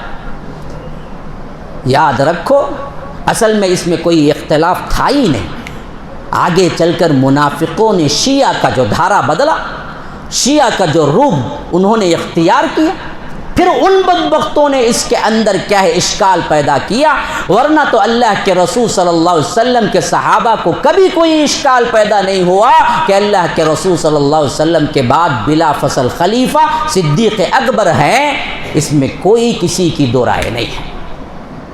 یہ تو بسازش کیا گیا آگے چل کر بہت بعد میں، اور اسی کو تاریخ کے اندر بھی توڑ مروڑ کے پیش کیا گیا، اور بہت سے معصوم سنی حضرات اور بعض وہ بھی جو شیعہ نام کے ہیں لیکن ان کو بھی پتہ نہیں ہے اصل چیز کیا ہے، ان لوگوں کو دراصل بغض صحابہ دلوں میں بھرا گیا بسازش۔ اور آج کا بیٹھا ہوا نیم راز بھی یہ انجینئر علی مرزا جو ہے نا، ان کا سب سے بڑا چیلا ہے نیٹ کی دنیا میں، جو بغض صحابہ کا بہت بڑا کیا ہے فیکٹری رکھا ہوا ہے جو پھیلا رہا ہے، اور ہمارے نوجوان بہت سے متاثر ہو جاتے ہیں، ارے یہ تو دلیل سے بات کرتا ہے، ارے بدبخت کو دلیل کا دال نہیں معلوم تو وہ دلیل دے گا کیا؟ دلیل بھی اس کی ہوتی ہے نا جس کے لیے دلیل ہو، جس واقعے کو، جس بات کو، جس حدیث کو وہ دلیل ہی نہیں ہے اس کو دلیل تم دلیل کیسے سمجھو گے جی؟ باطل فرقوں کے پاس بھی تو دلیل ہے، بریلویوں کے پاس درگاہ کو جانے کے لیے بھی تو دلیل ہے، ہاں قادیانیوں کے پاس بھی اپنے آپ کے لیے دلیل ہے، دلیل تو ان کے پاس بھی ہے جی۔ مثلا میں آپ کو کہتا ہوں دیکھیے سب سے بڑا فتنہ عبداللہ ابن ابی کے بعد امت مسلمہ میں کوئی ہوا تو وہ ابن سبا کا تھا، جس نے حضرت علی کو خدا کہا اور فرمایا حضرت علی نے اس کو اس ظلم کے پاداش میں جلا دو۔ سنو سنو سنو دلیل دے رہا ہوں، دیکھو اس کو اس ظلم کے پاداش میں جلا دو کہ اس بدبخت نے مجھے میرے منہ پہ اللہ کہا۔ ہاں، حضرت علی نے حکم دیا اس بدبخت کو لے کے جلا دو، یہ وہ بدبخت ہے جو میری زندگی میں میرے منہ پہ سامنے آ کے کہا کہ میں اللہ ہوں، تو اس کو لے جا کے جلا دو۔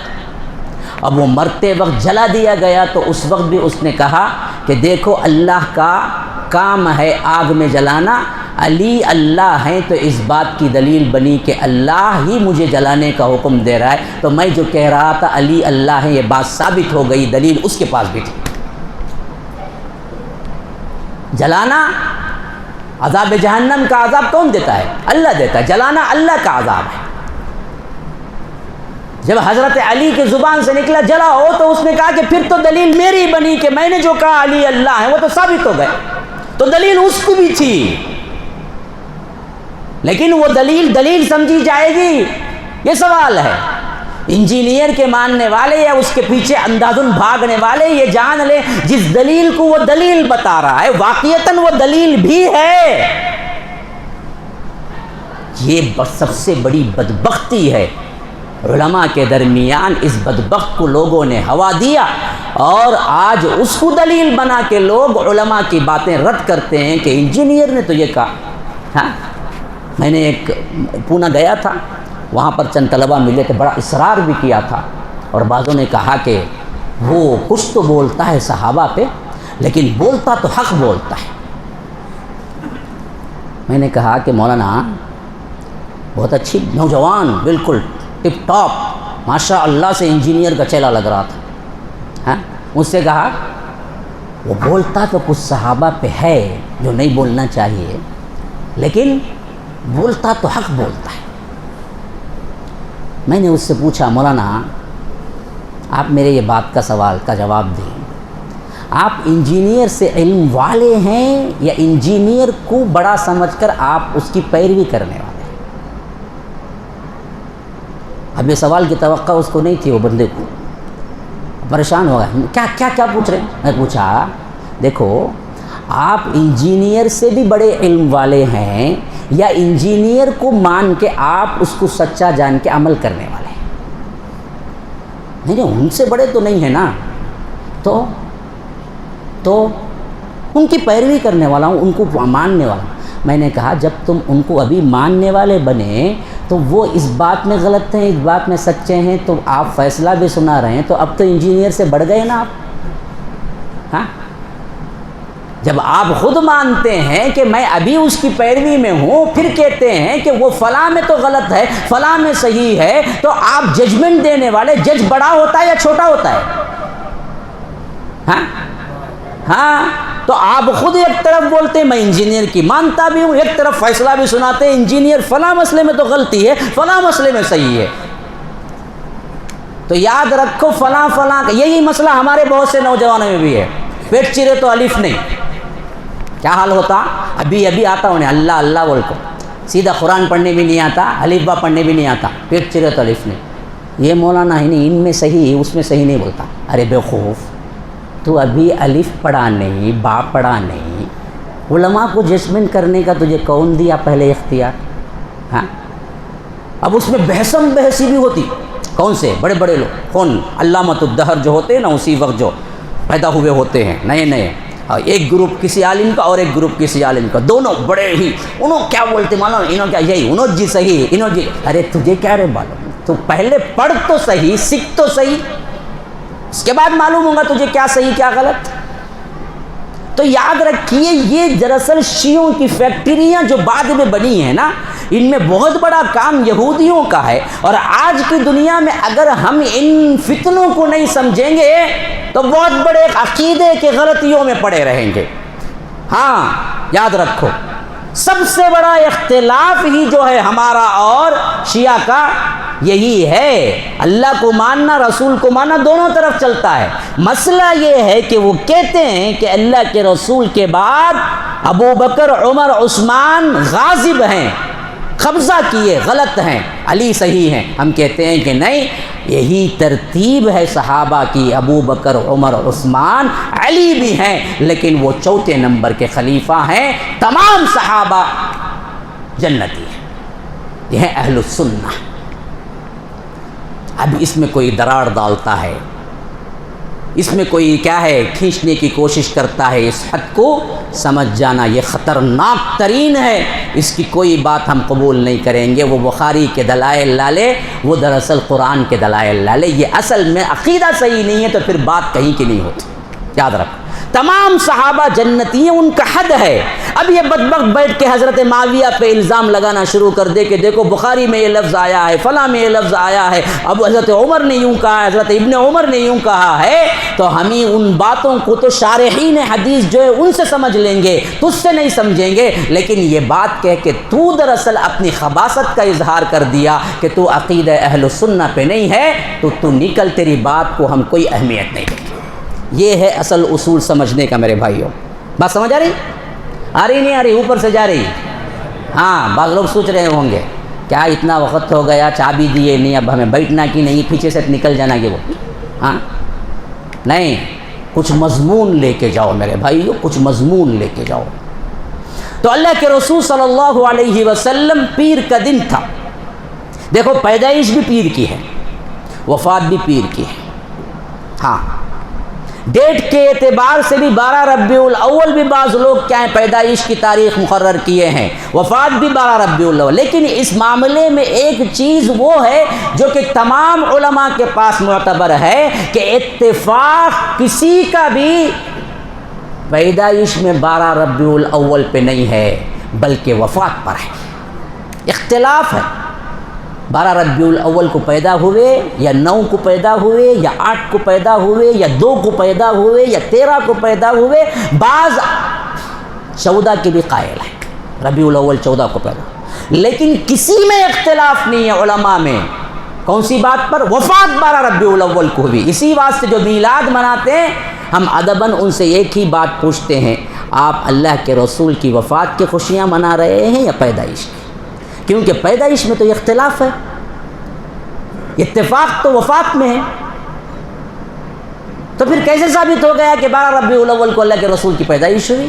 اس میں تو اختلاف ہے۔ وہ زمانے میں تو کیا ہے، جیسے آپ کا ڈیٹ آف برتھ کا معاملہ ہوتا ہے، آپ کے ڈیٹ ثبت ہوتی ہے اور آپ کے ہاسپٹل پہ سرٹیفکیٹ ملتا ہے، وہ تو نہیں تھا، تو پھر ثابت کیسے ہوتا ہے کہ 12 ربیع الاول ہی کو پیدائش ہوئی؟ اختلاف تو ہے۔ لیکن وفات میں کسی کا اختلاف نہیں ہے، خواہ وہ بریلویوں کے علماء ہوں، دیوبندیوں کے ہوں، فلاں کے ہوں، فلاں، کسی کا کوئی اختلاف نہیں ہے کہ 12 میں وفات ہوئی۔ تو اتفاق تو 12 کی ہے، تو جب 12 میں تم خوشیاں مناتے ہو، جھنڈے نکالتے ہو اور کیا کیا پلاؤ کھاتے ہو، فلاں کرتے ہو، تو پھر کس بات کی ہے نشانی؟ تم وفات پہ غم منانے کے بجائے خوشی مناتے ہو یا نہیں؟ یہودی تمہیں بھٹکا رہا ہے تاریخوں کے ذریعے، سوچ لینا چاہیے۔ تو 12 ربیع الاول صبح کا وقت اللہ کے رسول صلی اللہ علیہ وسلم پردہ اٹھا کے دیکھتے ہیں، صحابہ خوش۔ اسی واسطے روایتوں میں آتا ہے کہ اس وقت صدیق اکبر کا گھر تھوڑا سا مدینے کے فاصلے کی ایک بستی تھی، وہاں پر تھا۔ تو جب اللہ کے رسول صلی اللہ علیہ وسلم فجر کی نماز میں پردہ اٹھا کے دیکھتے ہیں، صحابہ خوش ہو جاتے ہیں کہ اتنے یعنی 10 دنوں کا جو مرض بخار رہی شاید وہ کم ہو گئی، اور اللہ کے رسول صلی اللہ علیہ وسلم دراصل آج زیادہ طاقت محسوس کر رہے ہیں، تو اللہ کے رسول کی طبیعت بہتر ہے، تو صدیق اکبر بھی اطمینان کے ساتھ اپنے گاؤں کو چلے جاتے ہیں۔ اور ادھر اللہ کے رسول صلی اللہ علیہ وسلم پردہ گرانے کے بعد آواز اور کثرت استغفار دھیرے دھیرے کمزور ہوتی جاتی ہے۔ اما عائشہ رضی اللہ عنہا بیان کرتی ہیں کہ وہ چیز جو کسی اور کو نہیں ملی جو مجھے ملی، وہ یہ کہ اللہ کے رسول صلی اللہ علیہ وسلم کی وفات کے وقت اللہ کے رسول صلی اللہ علیہ وسلم کا لعاب اور میرا لعاب یعنی تھوک مل گیا تھا۔ یہ شرف اور صرف تمام بیویوں میں مجھے ملا۔ اس کا واقعہ یوں ہوا کہ اللہ کے رسول صلی اللہ علیہ وسلم کا سر مبارک میرے مانڈی پہ تھا، تو اللہ کے رسول صلی اللہ علیہ وسلم استغفار پڑھ رہے تھے اور ساتھ ساتھ اللہم بالرفیق الاعلی، اللہم بالرفیق الاعلی، اللہم بالرفیق الاعلی، اے اللہ ہم تیرے ساتھ، ہم تیری ملاقات کو چاہتے ہیں، یہ معنی ہے جو پڑھ رہے تھے، یہاں تک کہ اللہ کے رسول صلی اللہ علیہ وسلم کو گویائی سے بات کرنے کی سکت بھی نہ رہی، یہاں تک کہ میں نے دیکھا کہ میرا بھائی عبد الرحمن بن ابی بکر اندر داخل ہوا اور اس کے ہاتھ میں مسواک تھی اور وہ مسواک کر رہے تھے۔ اللہ کے رسول صلی اللہ علیہ وسلم عبد الرحمن بن ابی بکر کو یوں دیکھنے لگے، جس کے اشارے سے میں نے سمجھ لیا کہ اللہ کے رسول صلی اللہ علیہ وسلم مسواک کرنا چاہتے ہیں۔ میں نے اشارے سے پوچھا، اے اللہ کے رسول، کیا آپ مسواک کرنا چاہتے ہیں؟ تو اللہ کے رسول صلی اللہ علیہ وسلم نے ہاں میں کیا ہے جواب دیا۔ تو میں نے اپنے بھائی کے ہاتھ سے وہ مسواک لی، پھر اس کے بعد وہ مسواک سخت تھی تو اس کو نرم کرنے کے لیے میں نے اپنا لعاب سے چپایا، اچھی طرح چبا کر جب اس کو نرم کر دیا تو میں نے اللہ کے رسول صلی اللہ علیہ وسلم کو دیا۔ اللہ کے رسول صلی اللہ علیہ وسلم نے مسواک کیا۔ اسی واسطے میں کہتی ہوں کہ اس شرف میں کوئی اور داخل نہیں ہے کہ اللہ کے رسول کا لعاب اور میرا لعاب آخری وقت میں یکجا ہوا تھا، اور اللہ کے رسول کا یاد رکھو آخری کام دنیا کے اندر مسواک کرنا تھا، جو کہ آج ہم چھوڑ چکے ہیں۔ یہ سنت ہے، اس سے محبت کرو۔ ہمارے اندر یہ چیز بالکل مفقود ہوتی جا رہی ہے، حالانکہ کسی اور جماعت نے اس کو پکڑ لیا تو ہم نے سمجھا کہ یہ اس کی نشانی ہے۔ نا یہ اللہ کے رسول کی سنت ہے، حتیٰ کہ اللہ کے رسول نے فرمایا کہ لولا ان اشق علی امتی لامرتهم بالسواک عند کل صلاۃ، بعض روایتوں میں مع کل صلاۃ، اگر میری امت کے مشقت کا خیال نہ ہوتا تو میں ہر نماز کے لیے مسواک کرنے کا حکم دیتا، لیکن مشکل ہو جائے گی نا، تو اس واسطے میں نے حکم نہیں دیا تھا۔ لیکن مسواک وہ عمل ہے جو اللہ کے رسول نے بالکل آخری میں کیا تھا، اس کے بعد کوئی عمل نہیں۔ پھر حضرت اما عائشہ روایت کرتی ہیں کہ یہاں تک کہ اللہ کے رسول صلی اللہ علیہ وسلم نے مسواک کر لی، دانت کو صاف کر لیا، اور یہ بات بھی یاد رکھو دانتوں کی صفائی کو بہت خیال رکھتے تھے اللہ کے رسول صلی اللہ علیہ وسلم، بدبو سے سخت نفرت کیا کرتے تھے۔ وہ لوگ جو سگریٹ پیتے ہیں، وہ لوگ جو کیا ہیں گندی اشیاء کھاتے ہیں، مسجدوں کو آتے ہیں، ڈر جانا چاہیے انہیں کہ اس طرح کے بدبو کو اللہ کے رسول نے کبھی پسند نہ کیا، اور دانتوں کو صاف رکھنا یہ تمہاری اپنی ذمہ داری ہے کہ اتنی بدبو ہوتی ہے بعضوں کے پاس، آپ منہ پہ منہ دے کے بات نہیں کر سکتے، اس حد تک غلاظت منہ کے اندر سے نکلتی ہے۔ یاد رکھو اللہ کے رسول صلی اللہ علیہ وسلم کو یہ بالکل پسند نہیں تھا۔ اللہ کے رسول تو دن میں کئی مرتبہ مسواک کرتے تھے، حالانکہ اللہ کے رسول کے پاس بدبو نام کی کوئی چیز تھی ہی نہیں، پھر بھی اتنی صفائی۔ اللہ کے رسول صلی اللہ علیہ وسلم کی بدبو تو کیا ہے، بہت دور کی بات ہے۔ اللہ کے رسول صلی اللہ علیہ وسلم کے پسینے مبارک کی خوشبو اتنی اونچی تھی کہ حضرت انس کہتے ہیں کہ ہم دراصل اللہ کے رسول کے پسینے کے قطروں کو اپنے عطر میں ملا لیا کرتے تھے، تو میرے عطر کی خوشبو اللہ کے رسول کی پسینے سے ملنے سے دوبالا ہو جاتی تھی۔ ہاں، ایک مرتبہ ام حرام بنت ملحان کے گھر اللہ کے رسول سو رہے تھے، سورج کی روشنی اللہ کے رسول کے بدن مبارک پہ پڑ رہی تھی تو پسینہ نکل رہا تھا، وہ تو ام حرام بنت ملحان نے اللہ کے رسول کے پسینے کو شیشے میں بھرنا شروع کر دیا، یہاں تک کہ اللہ کے رسول صلی اللہ علیہ وسلم کی آنکھ کھل گئی۔ دیکھا ام حرام کیا کر رہی ہو؟ کہا کہ اللہ کے رسول آپ کا پسینہ جمع کر رہی ہیں۔ پوچھا کیوں؟ کہا کہ اللہ کے رسول ہم اسے اپنے عطروں میں ملاتے ہیں تو جو خوشبو عطر کی ہوتی ہے اس سے دگنی خوشبو ہو جاتی ہے۔ یہ تھے اللہ کے رسول صلی اللہ علیہ وسلم، اتنے پاکیزہ تر۔ ہم امتی ہو کے اتنے ناہنجار ہوتے، تو اللہ کے رسول صلی اللہ علیہ وسلم نے منہ کی صفائی کی۔ پھر اس کے بعد اللہ کے رسول صلی اللہ علیہ وسلم کی آواز دھیمی ہوتی گئی۔ اما عائشہ کہتی ہیں کہ یہاں تک کہ اتنی آواز دھیمی ہو گئی کہ مجھے کان لگانا پڑا کہ کیا کہہ رہے ہیں، تو اس وقت اللہ کے رسول صلی اللہ علیہ وسلم کہہ رہے تھے اللہم بالرفیق الاعلی مع النبیین والصدیقین والشہداء والصالحین، اللہم بالرفیق الاعلی۔ پھر اس کے بعد اللہ کے رسول نے کہا الصلاۃ الصلاۃ وما ملکت ایمانکم، الصلاۃ الصلاۃ وما ملکت ملکت ایمانکم، یعنی معاملہ یہ تھا کہ اللہ کے رسول آخری وقت میں یہ دراصل سبق سنا رہے تھے، دے رہے تھے امت کو کہ لوگوں دیکھو نماز نماز نماز نماز کو نہ چھوڑنا، وما ملکت ایمانکم، تمہارے ہاتھوں کے نیچے دیر زک، یعنی تمہارے مزدور جو ہیں، تمہارے ہاتھوں کے نیچے جو کام کرنے والے ہیں، جو مزدور پیشہ لوگ ہیں، ان کی رعایت کرنا، ان کے ساتھ اچھا سلوک کرنا، ان کے ساتھ ظلم نہ کرنا۔ ایک اللہ کا حق بتلایا، ایک بندوں کا حق بتلایا۔ یہ دو الفاظ مبارک تھے جو اللہ کے رسول صلی اللہ علیہ وسلم کہہ رہے تھے، نماز نماز، الصلاۃ الصلاۃ وما ملکت ایمانکم، یہاں تک کہ اللہ کے رسول صلی اللہ علیہ وسلم کا اٹھا ہوا ہاتھ اما عائشہ کہتی ہیں کہ دھیرے دھیرے دھیرے گرتا چلا گیا، یہاں تک کہ روح اللہ کے رسول صلی اللہ علیہ وسلم کے جسم مبارک سے جدا ہو گئی، انتقال فرمایا۔ صحابہ گمسم تھے،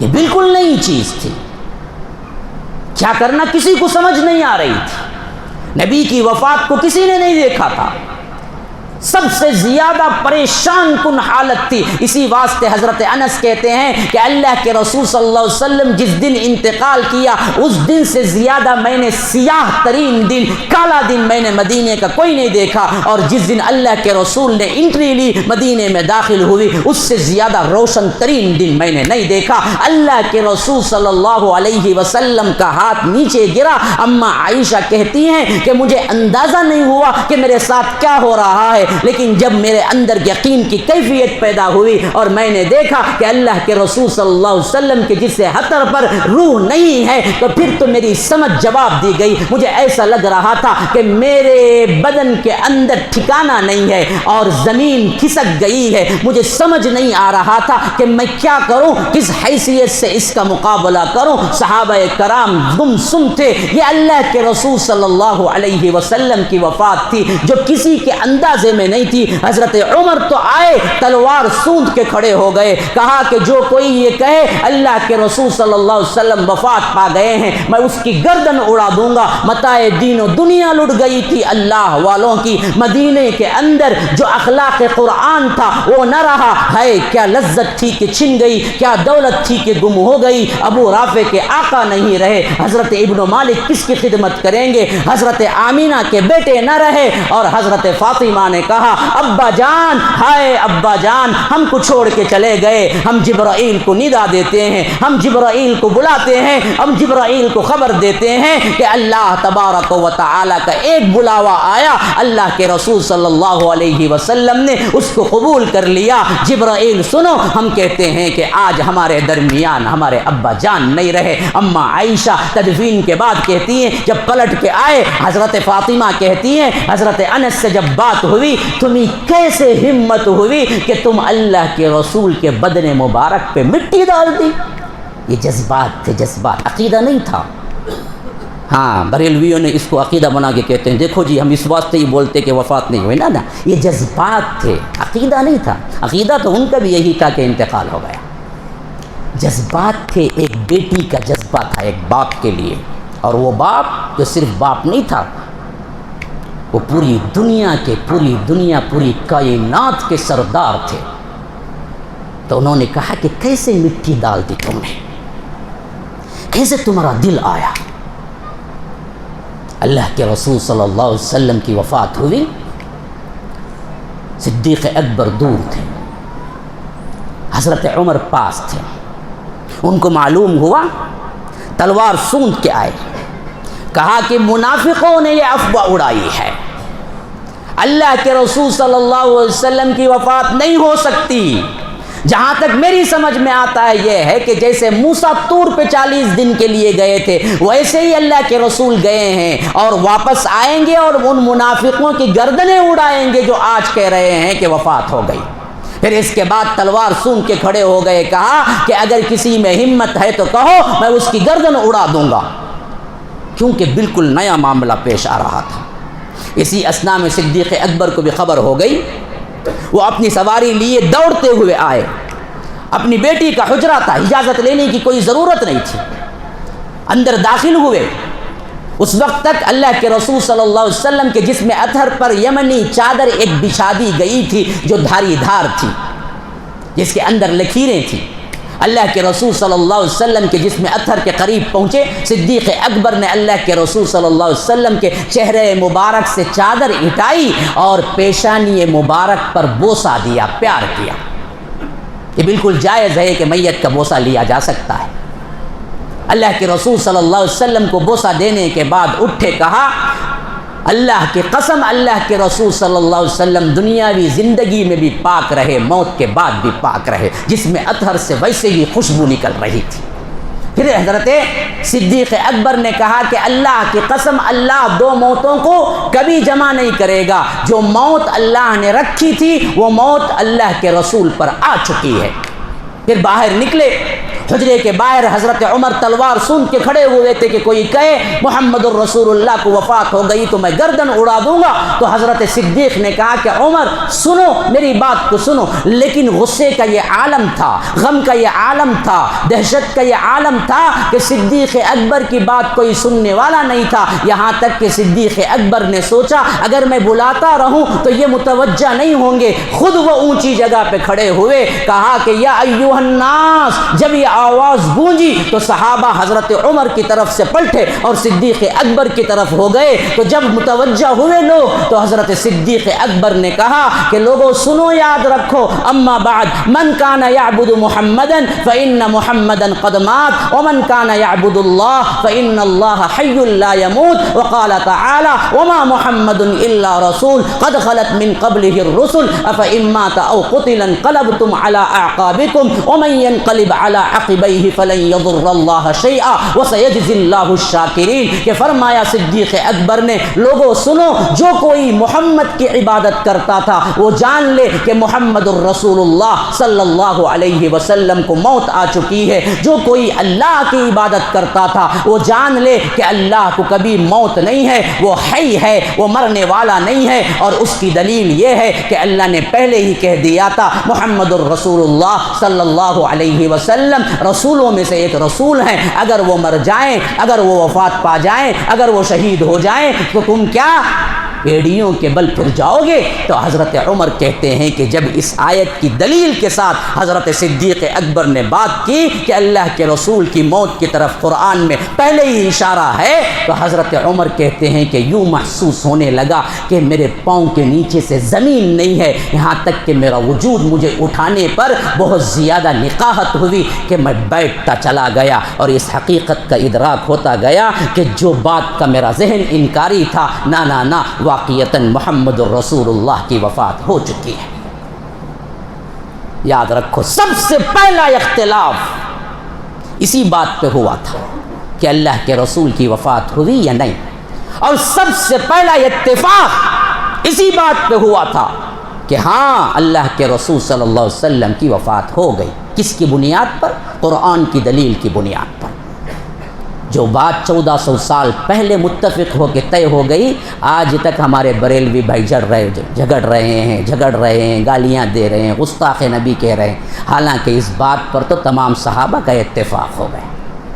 تو اگر کسی کو تم اللہ کے رسول صلی اللہ علیہ وسلم کی وفات ماننے پر گستاخ کہو تو صدیق اکبر کو سب سے پہلے گستاخ کہو گے، کیونکہ ان کے الفاظ ہیں، میرے نہیں۔ بخاری میں موجود ہے وہی الفاظ جو میں نے آپ کو ابھی پڑھ کے سنائے، من کان یعبد محمدا فإن محمدا قد مات، موت اسی سے نکلی ہے، اللہ کے رسول وفات پا چکے ہیں۔ پھر اس کے بعد بس میرے پاس زیادہ اللہ 8 بولے تھے شیخ، آپ اشارہ تو دے دینا چاہے، تھوڑا پانی دے دو۔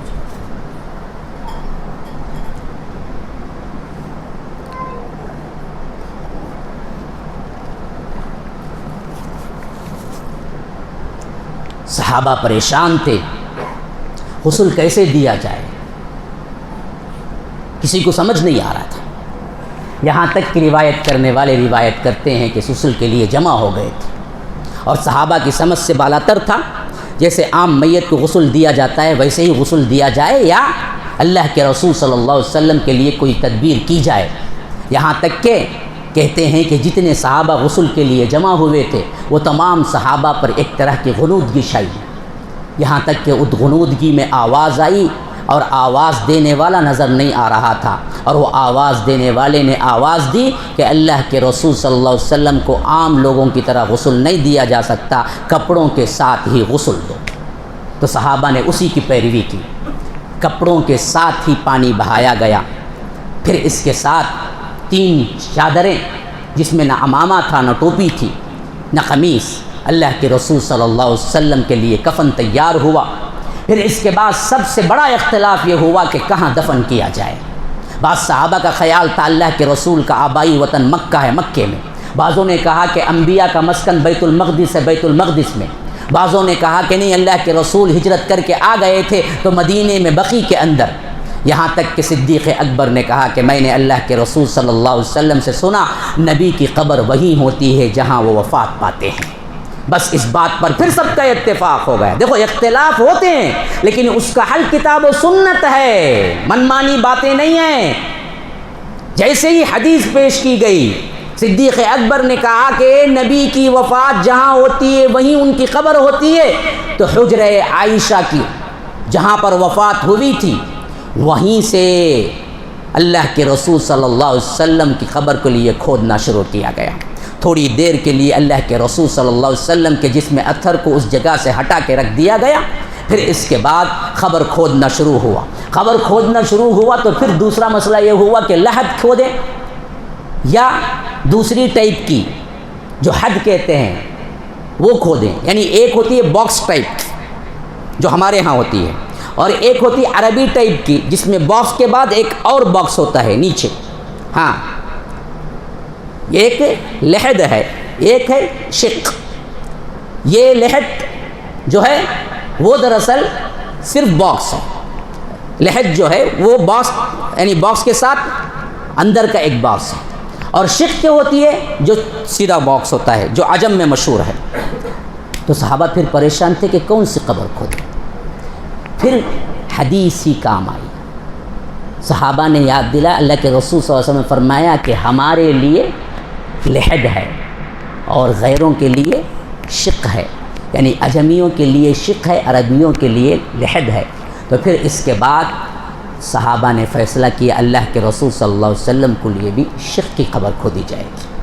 تو جو عرب میں آج بھی رواج ہے، پہلے باکس ہوتا ہے پھر اس کے اندر ایک باکس ہوتا ہے، تو وہی قبر اللہ کے رسول صلی اللہ علیہ وسلم کے لیے کھودی گئی۔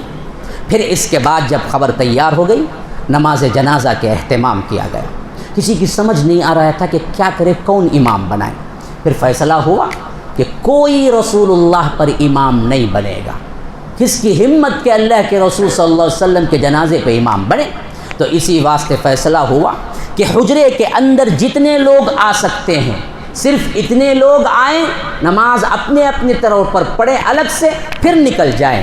اسی واسطے اماں عائشہ رضی اللہ عنہا کہتی ہیں کہ پورا پیر کا دن نماز جنازہ میں اور پورا منگل کا دن نماز جنازہ میں گزر گیا، اور چہشمبے کے رات کو اللہ کے رسول صلی اللہ علیہ وسلم کو لحد کے سپرد کیا گیا، قبر مبارک کے سپرد کیا۔ 2 دن نماز جنازہ میں لگ گئے، کیونکہ حجرہ چھوٹا تھا اور انفرادی آ کے پڑھنا تھا۔ تو سب سے پہلے خاندان والے نماز پڑھے، پھر اس کے بعد ہجری مہاجرین ابو بکر عمر بڑے صحابہ آئے، پھر اس کے بعد انصار آئے، پھر اس کے بعد چھوٹے صحابہ آئے، پھر اس کے بعد بچے آئے، پھر اس کے بعد خواتین آئی۔ خواتین بھی نماز جنازہ پڑھی ہے، پڑھ سکتے ہیں، کوئی مسئلہ نہیں ہے۔ پھر اس کے بعد جب سب نماز مکمل کر دیے تو پھر اس کے بعد اللہ کے رسول صلی اللہ علیہ وسلم کو دفنایا گیا۔ یہاں تک کہ اماں عائشہ نے کہا کہ جب پھاوڑوں کی آواز آئی تو اس وقت دراصل چہشمبے کی رات تھی، جس سے ہمیں اندازہ ہوا کہ اللہ کے رسول صلی اللہ علیہ وسلم کو لحد کے حوالے کیا گیا۔ یہ روایت بالکل ضعیف اور موضوع ہے، جو طارق جمیل صاحب کہتے ہیں کہ سب سے پہلے اللہ نے آ کے نماز جنازہ پڑھی ہے۔ نعوذ باللہ، یہ عقیدے کی خرابی ہے، یاد رکھو۔ اللہ کیوں پڑھے گا جی؟ اللہ بندہ ہے کہ اللہ کے رسول کی مدح میں تعریف میں اتنا غلو کر جاتے ہیں کہ بڑے بڑے مجمع میں طارق جمیل صاحب یہ عام طور پہ کہتے ہیں کہ اللہ کے رسول صلی اللہ علیہ وسلم کی نماز جنازہ سب سے پہلے اللہ نے پڑھی ہے۔ نعوذ باللہ، اللہ کیوں پڑھے بھائی؟ عوام کو یہ تأثر دے رہے ہیں کہ کیا ہے، اللہ بھی بندہ بن جاتا ہے کبھی کبھی. جیسے دیوبندیوں کا عام عقیدہ ہے. حکیم الامت بہت مشہور ہیں، نام نہیں لینا چاہتا میں، حکیم الامت سے مشہور ہیں. وہ اپنی کتاب میں یہی لکھتے ہیں کہ کبھی کبھی میں اللہ کے لیے نماز پڑھتا ہوں، کبھی کبھی اللہ میرے لیے نماز پڑھتا ہے. وہ حکیم الامت ہیں.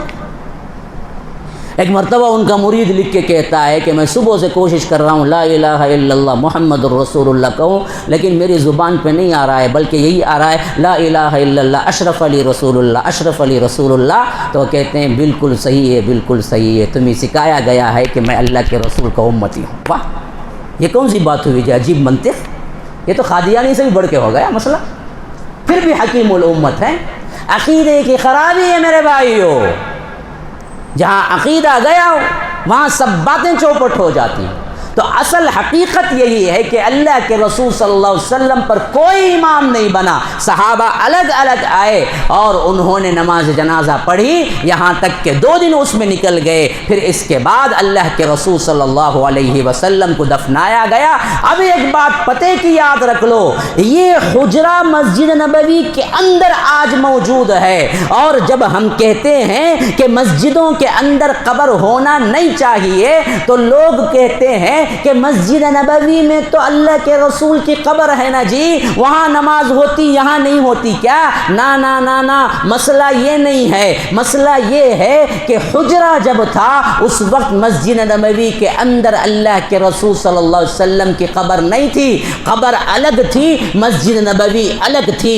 عبد الملک بن مروان کے زمانے میں جب مسجد کی توسیع ہوئی اس وقت مجبور ہو گئے کہ جب تک حجرہ اندر نہیں لائیں گے تب تک مسجد کو وسیع نہیں کر سکیں گے. تو بادل ناخواستہ مسئلہ یہ ہوا کہ اللہ کے رسول صلی اللہ علیہ وسلم جس حجرے میں مدفون تھے اس کو اندر لانا پڑا اور منتقل بھی نہیں کیا جا سکتا تھا، کیونکہ صدیق اکبر نے یہ روایت کی تھی اللہ کے رسول سے کہ جہاں نبی کی وفات ہوتی ہے وہیں اس کی قبر ہوتی ہے، تو منتقل بھی نہیں کر سکتے تھے. اس واسطے وہ مسجد کے اندر آ گئی، مسجد کے اندر بنائی نہیں گئی بلکہ بہت بعد مسجد کے اندر آ گئی اور خصوصی حکم تھا کہ اس کو تبدیل نہیں کر سکتے، اس واسطے اس کو پیک کر دیا گیا. اسی واسطے اماں عائشہ کہتی ہیں اگر یہ لوگ قبروں کی پوجا یا قبروں کی تعظیم کرنے کا اندیشہ نہ ہوتا لوگوں کا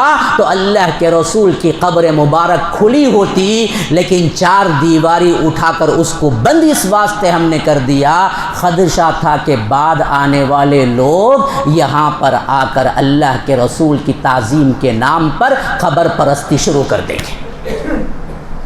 یاد رکھو، اسی واسطے اللہ کے رسول صلی اللہ علیہ وسلم کا حجرہ پورا بند ہے. اور آج بہت سے بدبخت جاہل لوگ جن کو پتہ بھی نہیں ہے وہ لوگ دعویٰ کرتے ہیں کہ ہم کیا کیے فلاں کی میت میں، فلاں کے سپورٹ میں، فلاں کے گورنر مدینہ کے سپورٹ میں ہم جا کر کیا کیے کہتے روزے تک ہو کے آئے کہتے. اللہ کی قسم روزے تک کوئی نہیں پہنچ سکتا، دیوار چاروں طرف بند ہے، قبر مبارک کو کوئی نہیں دیکھ سکتا، جانے کا کوئی راستہ نہیں، نہ بادشاہ کے لیے نہ فقیر کے لیے. بالکل جھوٹی بات ہے جو گھڑی ہوئی ہے.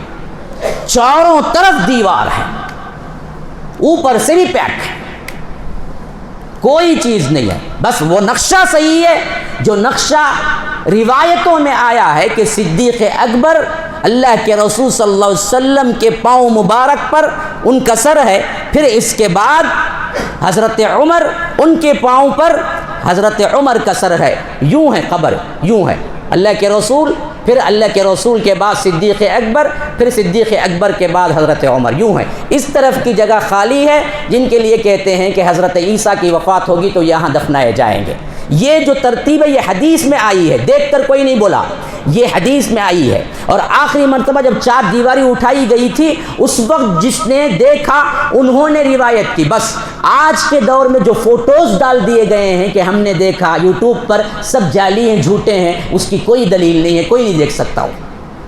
یہ سب چیزیں اس واسطے کی گئی کہیں خبر پرستی یہاں شروع نہ کی جائے، یہاں پر عود بتی نہ رکھ دیا جائے، یہاں پر سجدے شروع نہ کر دیے جائیں، یہاں پر کیا ہے دوسرے تالے وغیرہ قفل وغیرہ نہ لگا دیے جائیں جس طرح درگاہوں کے چکر میں ہوتے۔ اللہ کے رسول کی قبر کو اللہ نے محفوظ کر دیا ان بدبختوں سے۔ اسی لیے اللہ کے رسول نے آخری زمانے میں فرمایا تھا مرض وفات میں، خاص طور پر لعن اللہ الیہود والنصارى اتخذوا قبور انبیائہم مساجد۔ اللہ یہود و نصارہ پر لعنت کرے، ان لوگوں نے اپنے انبیاء کی قبروں کو سجدہ گاہ بنا لیا، ان بدبختوں نے وہاں جا کے سجدہ کیا انبیاء کی قبروں کو۔ آج ہمارے اندر بت پرستی نہیں، خبر پرستی اتنی عام ہوئی کہ انبیاء تو بہت دور کی بات ہے، ننگے بابا، پنگے بابا، اننے بابا، نلے بابا، یہ سب باباؤں کی قبروں پہ جا کے کیا کرتے ہیں، سجدے کرتے ہیں۔ بابا تو بہت دور کی بات ہے، کہیں سنا تھا بابا کا طوطا ہے، کہتے اس کی بھی خبر ہے، اور بابا کا نہیں جانا نہ تو پہلے طوطے کا نہیں جانا نہ تھا، کیا کیا نہیں بتا۔ اللہ کے رسول کی قبر مبارک محفوظ ہے، وہاں نہیں سجدہ کر سکتے، پھر کون مئی کا لال ہے جو کہہ سکے کہ میں اتنا اونچا ہوں کہ میری قبر پہ سجدہ کرو؟ تو یاد رکھو یہ ہے اصل چیز جو تاریخ اور سنت رسول اور احادیث سے ثابت ہے۔ اللہ کے رسول صلی اللہ علیہ وسلم کے مرض وفات کے آخری ایام جن میں سبق ملتا ہے کہ وفات ہر ایک کو ہونا ہے، موت کی یاد دہانی۔ نمبر 2، اللہ کے رسول صلی اللہ علیہ وسلم آپ کو آخری ایام میں کیا سکھا گئے؟ امانتیں، قرض، ظالم نہ بنو، نماز کی پابندی، جو تمہارے ماتحت لوگ ہیں ان کے ساتھ زبردستی نہ کرو، مزدوروں کے ساتھ، کام کرنے والوں کے ساتھ، ان کے ساتھ حسن سلوک کرو، اور شرک سے متنبہ رہو، قبروں کی پوجا پاٹ نہ کرو، تعظیم کے نام پر وہاں نہ جھکو، وہاں نہ نماز پڑھو، حتیٰ کہ پوری مسجد اللہ کے رسول نے کہا کہ نماز کے لیے بنا دی گئی ہے، میری امت کی خصوصیت ہے، وہ جہاں چاہے نماز پڑھ سکتے ہیں، لیکن فرمایا کہ سوائے قبرستان اور حمام کے، قبرستان میں نماز نہیں پڑھ سکتے، اللہ کے لیے بھی نہیں پڑھ سکتے قبرستان میں۔ کیوں؟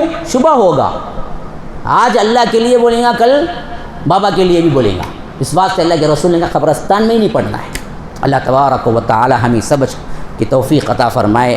اللہ تبارک و تعالی جو بھی اس میں ہم نے عبرت کی چیزیں، جو بھی ہم نے کیا ہیں عمل کی چیزیں پائی ہیں، اللہ تبارک و تعالی کہنے سننے سے زیادہ عمل کی توفیق عطا فرمائے۔ اللہ تبارک و تعالی جو کچھ بھی ہمارے گناہ ہوئے ہیں ان سب کو معاف فرمائے۔ اللہ تبارک و تعالی ہم سب کو امام الانبیاء سید المرسلین و آخرین جناب محمد الرسول اللہ صلی اللہ علیہ وسلم کے ساتھ جنت الفردوس میں بھی اکٹھا فرمائے۔ ھذا وباللہ التوفیق صلی اللہ وسلم علی نبینا محمد۔ اسأل اللہ لی ولکم ولسائر المسلمین من کل ذنب فاستغفروہ انہ هو الغفور الرحیم۔ والسلام علیکم ورحمۃ اللہ وبرکاتہ۔